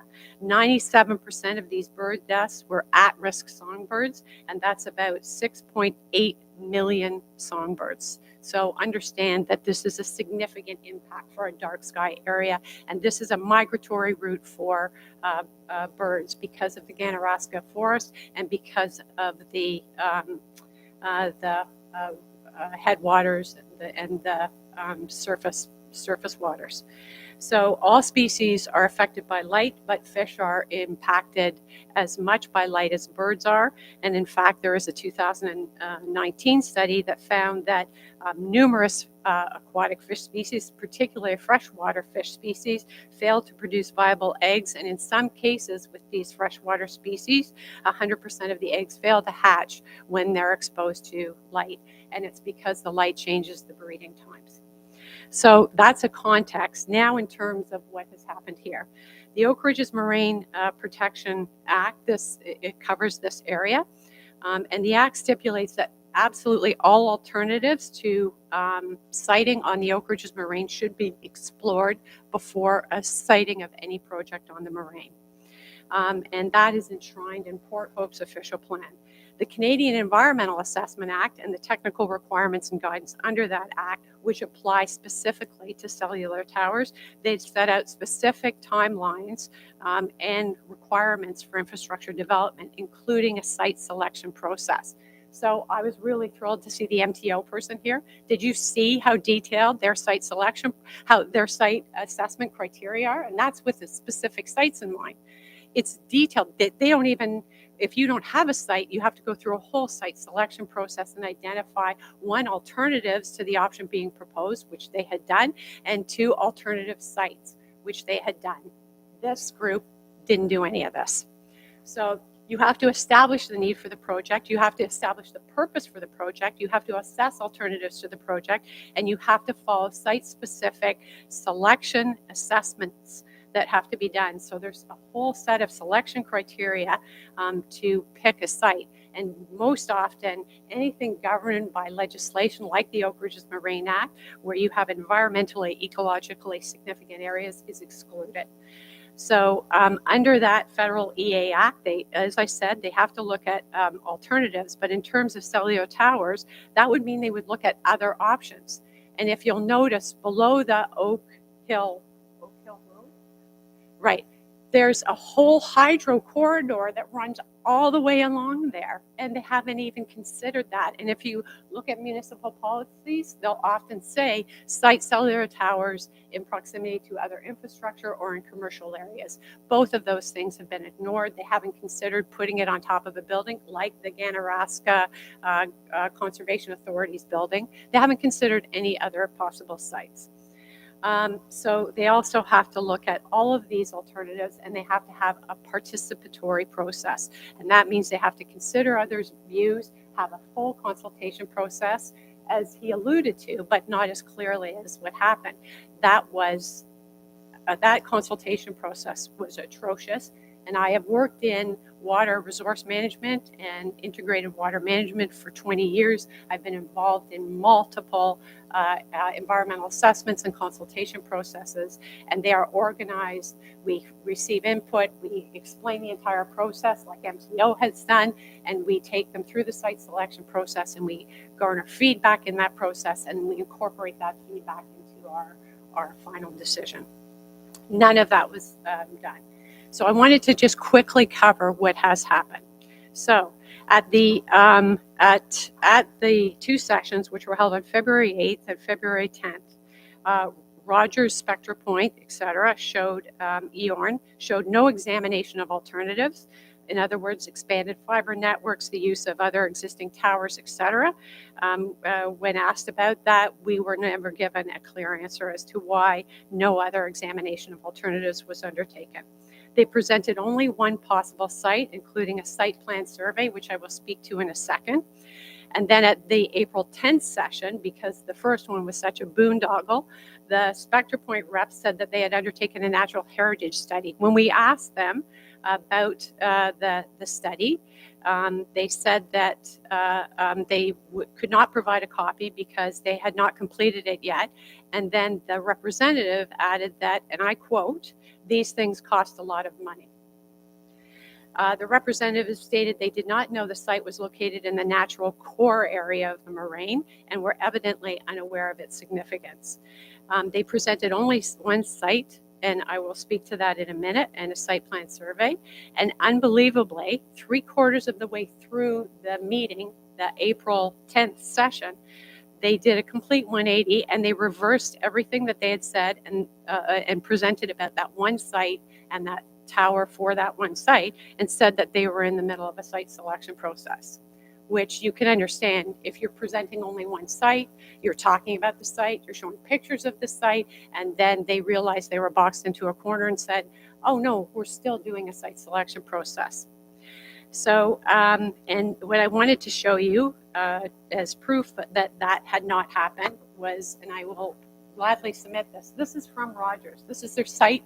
It's actually called Site Selection Report. You'll note the date on this is August 1st, 2023. There's a map inside of here, and it shows the location.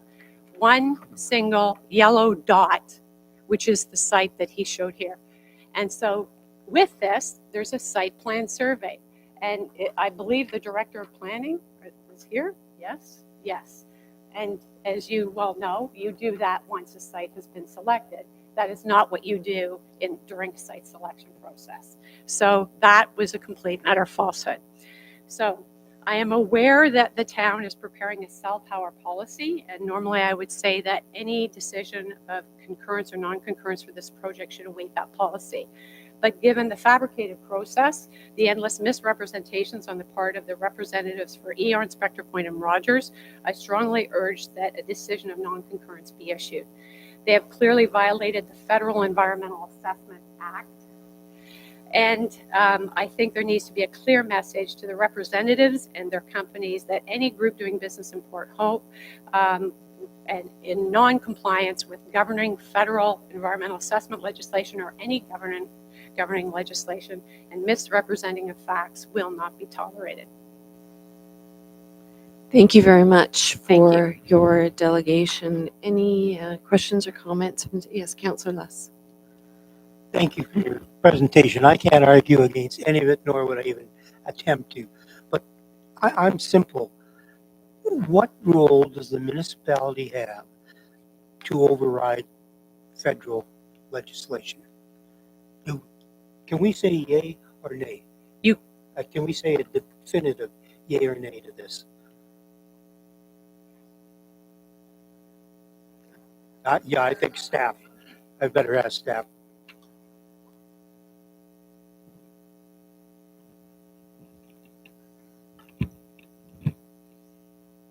Municipal staff will render a decision in regards to concurrence or non-concurrence, and that will be become part of the overall process. Municipal staff did meet with representatives of ISID at the federal level, and of course, whether municipality issues concurrence or non-concurrence is taken under significant consideration. But ultimately, the federal government, the ISID representatives, if they have the ability to override the municipality's concurrence or non-concurrence. That said, I don't think that decision would be made lightly, and it would be on a case-by-case basis. Thank you. Any other questions? Yes, Councillor Mink. Thank you for your presentation. I just have a question for you or the community, is that as a rural councillor, I've heard from many people in this area, and I'm certain I'm going to hear tomorrow from people who have heard this desire for a more broad site selection to be done. And those people are now afraid that it's going to be in their backyard.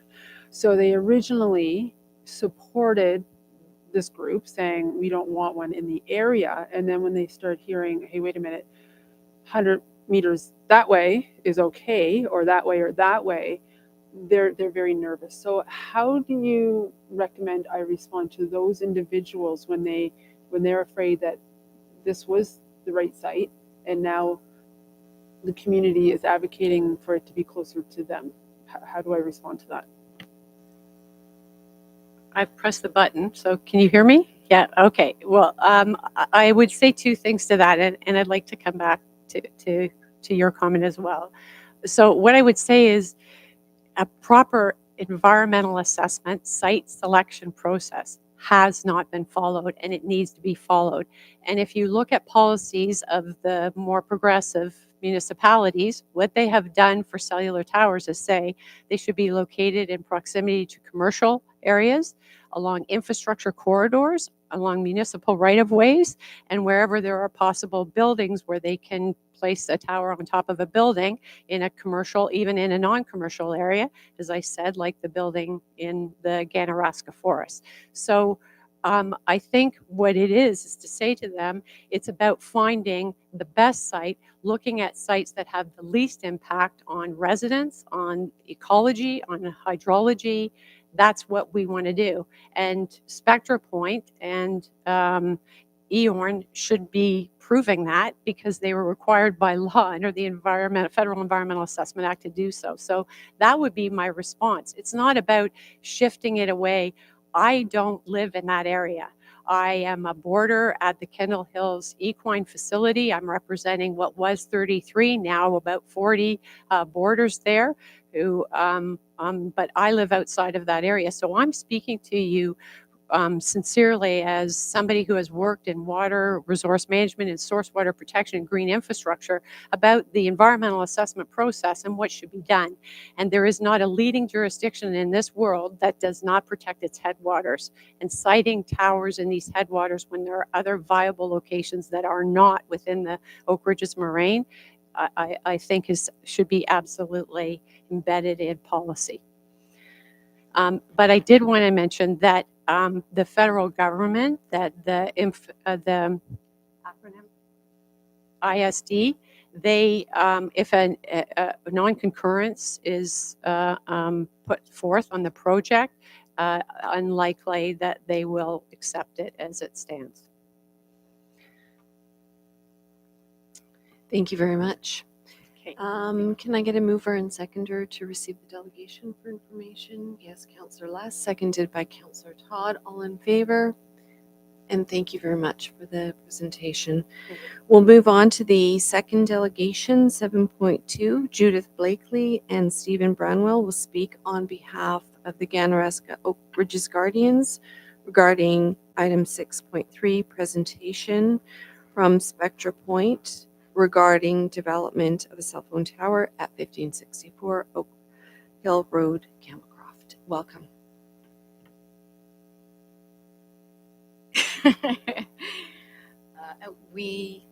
Steve and myself do live there.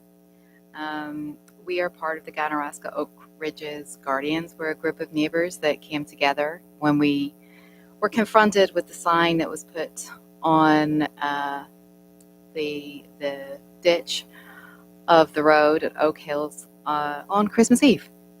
And so we came together and formed this group to oppose this cell tower. I think we want to start by thanking all of the councillors who have been so supportive to show up, to listen, to engage, and to really witness what we've been experiencing. So we really appreciate that. Our main concern is still that this cell tower would be located on the Oak Ridges Moraine.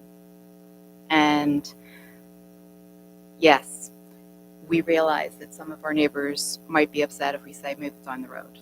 But that's not what we've been advocating the whole way along. We've been looking at alternate sites. We've been saying make use of existing infrastructure. That's what we've been asking them to do. Regardless, the purpose of the EORN project is to provide connectivity to rural residents, and it's a worthy objective. However, this cell tower is not meeting a need in our small community.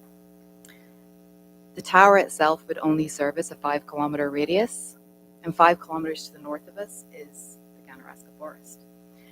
And recently, a cell tower was committed to in Cavan, which actually will provide a lot of coverage to the east side and part of the central Ganaraska Forest. The community itself has gathered twice in significant numbers, and in a large majority is opposed to this project. It's fulfilling a deliverable for Rogers and Spectre Point. It's not serving the community. And in fact, a community that's desperately in need of connectivity in Canton is not going to be served by the EORN project. So when you look at the presentation that they provided to Northumberland County and you see the two new cell towers, one is at 28 and one is right by us, they're 7 kilometers each from Canton. So an assessment of needs has not been done. The insistence that this specific site on the Oak Ridges Marine is the only viable site is false. The search area graphic that was shown is laughable. And the reason it's laughable is because when Spectre Point wanted to find a landowner, they broadcast on Facebook to find someone. Until the landowner was reached. So when EORN presented to Northumberland County in June, they stated the most challenging part of their project is to find a willing landowner.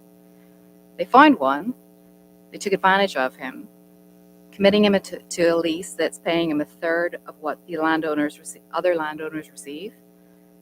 And they didn't really care that it was located on the Oak Ridges Marine. In fact, they didn't know it was. But what they did is they set about creating a narrative to justify the location to suit them. They have shown no evidence of exploring alternative sites. Yes. So, to the south of there, XploreNet, and I'm sure some of you council members know about this. XploreNet put a tower up a few years ago. ISD actually encourages, and actually one of their mandates is to do co-hosting. They've never approached XploreNet to do the co-host, which is a less than 1 kilometer to the south, which would give them connectivity across County Road 9, which would give them connectivity into the forest. There would be no navigation lights because there are no navigation lights on that tower. There's also 2 smaller communication towers, which are also licensed under ISD, which they can attach panels to. So this notion of this little block is not only false, it's an outright lie, because I'm sitting with 3 of the landowners who were never contacted if they were interested in hosting their tower in that area. So this whole narrative, if this is a business deal, I wouldn't do business with this person because they're dishonest. They've been dishonest with the community, they've been dishonest with the staff, they've been dishonest with the council. Irregardless of what they say, if you don't give a letter of concurrence, it will go back to ISD and then it can go to arbitration, and that's another process. So the town doesn't have to accept this, and nor does ISD have to accept it. But there are alternatives that can serve the community, because we're not Luddites. We want communication for the community. And they haven't done their part as a willing, if they want to be part of the community, they want to serve the community, on the needs that the community wants it. And there is an existing tower which they can co-host and locate on. Maybe you don't get 100% of what they want, but that's business. You make compromises. We compromise, you co-host on there. You don't add to the tower, you put it in writing that you're not going to extend those towers, you're not going to add lights to those towers, and then they get a little bit of what they want, we get a little bit of what we want. That's what life is compromise. But you don't situate it on protected lands in one of the dark sky areas. That's one of the last areas in our town, in our community, but even in all of Northumberland, where you can drive along and not see a bunch of flashing lights. It's based on 11,000 acres of protected land. I'm the RUC rep for Port Hope, and believe me, like, I've invested my life and my life savings, as have everybody in here, into living in a certain area with certain aesthetics and certain environmental protections. They are basically an affront to that. Sorry, I'm done. Good. Good. And just to follow up on one of the commitments that were made by Spectre Point to get back to the community, first of all, they set out a very prescriptive process at the very beginning, one which we followed to the letter. We submitted our letters, our emails, our concerns at the time that they suggested. We got no receipt of it or acknowledgement. We didn't get our questions answered. The information that was shared at the second public meeting was the same as the first. So the fact that you can stand there and say that you've got back to the community, you haven't. It's lip service. If they've never got back to our legal representative who reached out to them, there was never no feedback from this organization at all. They were unwilling to engage us as stakeholders. So, Spectre Point, Rogers, and Eorn have disrespected the community and this council. The council has had a front seat to the mismanagement of this entire process, and you've heard from the community. If you now decide to give this group a green light to do as they wish, it should give us all serious pause with regards to how this council works. Thank you. Thank you for your presentation. Thank you for coming forward as a delegation this evening. Any questions or comments from around the table? Thank you for all the additional insights that you provided. We appreciate that. Can I get a mover and seconder for this? Moved by Councillor Darrell, seconded by Councillor Mink. All in favor? And that is passed unanimously. Moving on now to item number 8, correspondence. 8.1, County of Northumberland regarding project update, growth management amendment to county official plan, and I'll turn it over to our Deputy Mayor. Thank you, Mayor Elena. I raised this correspondence that came through. It was actually shared with me by Councillor Todd. And I did just want to be clear that the correspondence wasn't directly sent to council. It was correspondence that went out from the county to those individual residents who were signed up through their website to receive updates on that issue. But I did want to raise it to the council agenda tonight in hopes that we could have a conversation at the council table about whether we are comfortable with what the county proposes in terms of moving forward with the proposed updates to the growth management. It's the growth management amendment, but specifically with the boundary changes as proposed to Port Hope. Not to say that I think we should be getting into a discussion about the nature of what they're proposing, but whether we are comfortable with them moving forward with the process when the consultation has not yet included official input from the municipality. I think it is important to acknowledge that they did, thanks to Mayor Elena's bringing forward a motion at County Council, come to Port Hope and have a public information session here. And while it's great that we had an opportunity to hear from residents and residents had an opportunity to ask questions, we have not yet heard from our municipal staff who are experts and planners and all of the policies and layers of plans that we already have in place in Port Hope, nor have we had a conversation at this council table yet about how we feel about what's being proposed. And I strongly feel that that is an important part of the process before the county brings forward their final recommendations. Thank you, Deputy Mayor, and we have had this conversation at this table, and I think most of us were at the public meeting that occurred, and I'm also concerned with some of the information that was shared that evening in regards to the process that has been taken to date, in regards to input, consultation. I don't think it's aligned with even some of the initiatives that we're undertaking with the land inventory.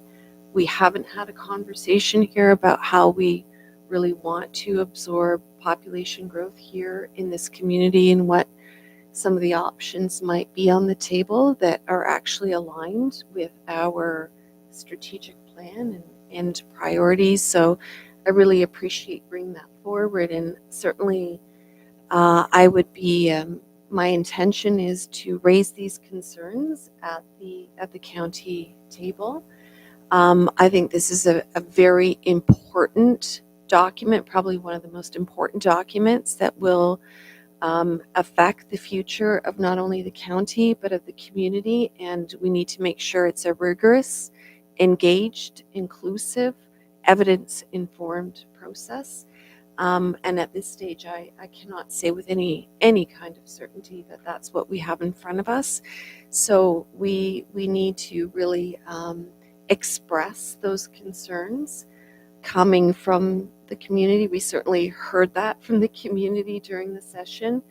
I've certainly heard it from council members here around the table, and I thank the deputy mayor for her leadership as well on this issue. And I would like, again, as I did before, when I went to the county, to ask for a public consultation in our community so that our community has a voice in this process, that I would do the same in terms of expressing some serious concerns about what we heard and asking for a longer timeline so that we can have our process play out here as the way it should, and to properly inform and consult with the county on this very, very important decision.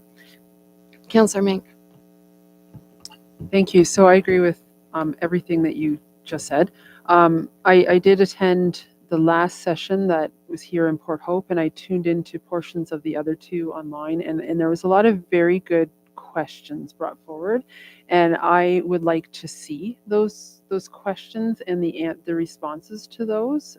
I heard them, but I think they should be accumulated into some type of report with an answer. So that's something that I think that if you could advocate for as well, that we need. Councillor Todd.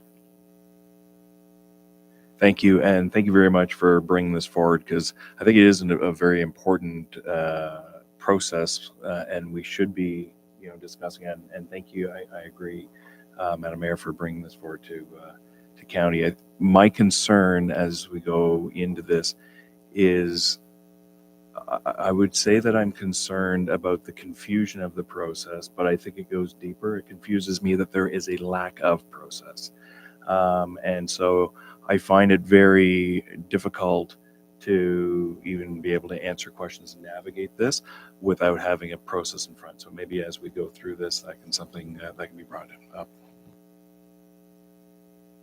Councillor Less, sorry. Yes, Did I have my mic on? I attended the sessions also, and I would like to see, based on the questions, the concerns, the suggestions, the revisions that the county has made to their presentation to reflect what Vicky is talking about and what I'm talking about. Show me in red the revisions, and if there are none, then they haven't listened. Thank you. Thank you, Councillor Less. I think that one of the things, as I understand it, is that we might be able to get answers to questions based on what they presented, but I think there's a bigger issue around whether or not what they're presenting is part of a process that has been robust enough and engaged us from a staff and a council perspective, so that I don't necessarily want to be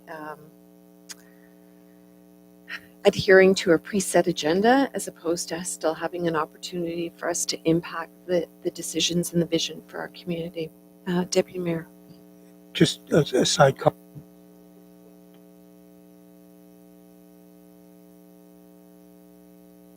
Seems to drag out for a long time.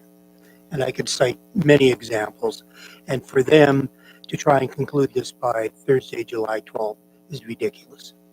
And just to clarify, Councillor, they're concluding what they're saying is the public consultation. They are not concluding. Deputy Mayor. I think in terms of, what we ask for from the county in terms of time and what that looks like moving forward, I just thought maybe I'd throw it out there that I actually take issue with the very notion that we are participating in the county's process of determining where growth happens in Port Hope. I accept, I've read the provincial mandates, I accept that the county has been tasked with allocating growth across the county. I do not see anything in the provincial directive that says they get to decide where that growth goes. So I would actually suggest that we start with that ask, that we accept the growth allocation that the county has allocated to Port Hope, but that it really should be Port Hope and this council and our staff that determine where that growth should go in a way that makes sense for this community. Couldn't agree more, and I think that's what I was reiterating earlier, that it's not, answering questions in a process that we have no confidence in to date is not the way to move forward. So if if I can ask for, as I did last time when we had a difficult time getting a public consultation in our community for what's affecting our community, if I can ask for that same direction and support here, I will continue to advocate on our behalf at the county table on this very, very important issue. Okay, thank you. Deputy Mayor. I think absolutely, and I think you were very effective in doing that last time, as you've rightly pointed out. I would also like to say, I think members of council are aware that I did have a resolution, like a draft motion prepared for tonight if it was going to be needed, and I'm certainly prepared to bring forward motions and follow your lead on that at future council meetings, should you not be successful through this direction this evening. Thank you, and those options are always on the table. Okay, so moving on, we're getting our towards the end of our agenda for this evening. So we're moving on to item number 9, which is our consent agenda and adoption of minutes. Items listed under the consent agenda are considered collectively as one motion. Council members may request that specific items be removed for separate discussion, deliberation, and action. The consent items are listed on the agenda. Would any members of council like to remove any of these items for separate discussion? Seeing none, I will ask for a mover and seconder to adopt the minutes as listed. Moved by Councillor Less, seconded by Councillor Darrow. All in favor? That is passed unanimously. Moving on to item number 10, consent agenda advisory committee and board meetings. Would anyone like to remove any items under this consent agenda for separate discussion? Seeing none, can I get a mover and seconder to receive this item for information? Moved by Councillor Mink, seconded by Councillor Todd. All in favor? And that is passed unanimously. Moving on to item number 11, items for consideration. 11.1, report FS 1024 re Canada Community Building Fund Agreement. So we have 2 items for consideration on the agenda tonight. The first is this agreement. Does staff have anything further that they would like to add before we consider this report? This is a very positive, good news story. So it's a 10-year agreement. We have our allocation for the next 5 years. Pretty consistent with 2024 is what the average of what we received over the past 2 years. It will modestly increase in time, but just want to, point out that while this is, very positive, this is not new money, right? This is money that goes very quickly. While it's a little over $500,000, it goes very quickly when you look at our infrastructure, and it's something that is already taken into account when we're looking at our overall sustainability of the financial sustainability of our infrastructure and helping to fund some of that gap. So. Just happy it's continuing. Thank you. Thank you very much. I think it's a pretty straightforward report. Can I get a mover and seconder for the recommended action? Moved by Councillor Adams, seconded by Councillor Darrell. All in favor? Thank you, and that is passed unanimously. Moving on then to the second report, 11.2 PRC 1024 re-salmon season update. Does staff have anything further that they would like to add before we consider this report? Thank you, Madam Chair. Not a lot of updates. I did do some verbal updates last committee of the whole meeting, so this report kind of circles back on some of the gaps that have been identified from an initiative and the plans for the salmon season of the outcomes of the salmon working group. Thank you very much, and thank you for your efforts on this file, as well as the group's efforts on this file. I'm confident we're making some good progress, and hoping that we'll continue to make some good progress. Any comments or questions? Yes, Deputy Mayor. Thank you, Director Snook. Great to see so many things being put into place, like we talked about at the last meeting after your verbal update. I did just have a question, and this has come from feedback I've received from the individuals that participated in the community dialogue around this issue. And one of the things that they felt really strongly about was that there should be an increased role for community members and volunteers from Port Hope to play a role in it. And so I really appreciate the thinking around the Friends of the River. I do notice that is still sort of TBD in terms of what that looks like for this year, and potentially suggested that it might be just keeping it clean and collecting garbage and stuff, which is obviously an important aspect. But I wondered, in the absence of that getting online this year for this fishing season, is there an opportunity for those interested anglers, those that are really interested and engaged on this issue, is it possible for them to join in some of the volunteer efforts that OFA is going to be coordinating? Yeah, thank you for the question. So we have had a number of conversations at the Salmon Working Group table related to initiatives such as that. Excuse me. The focus that we've identified for realistic implementation for 2024 is related to kind of the ongoing cleanup of the river. Opportunities to partner with the OFAH and some of their outreach programs are still under review.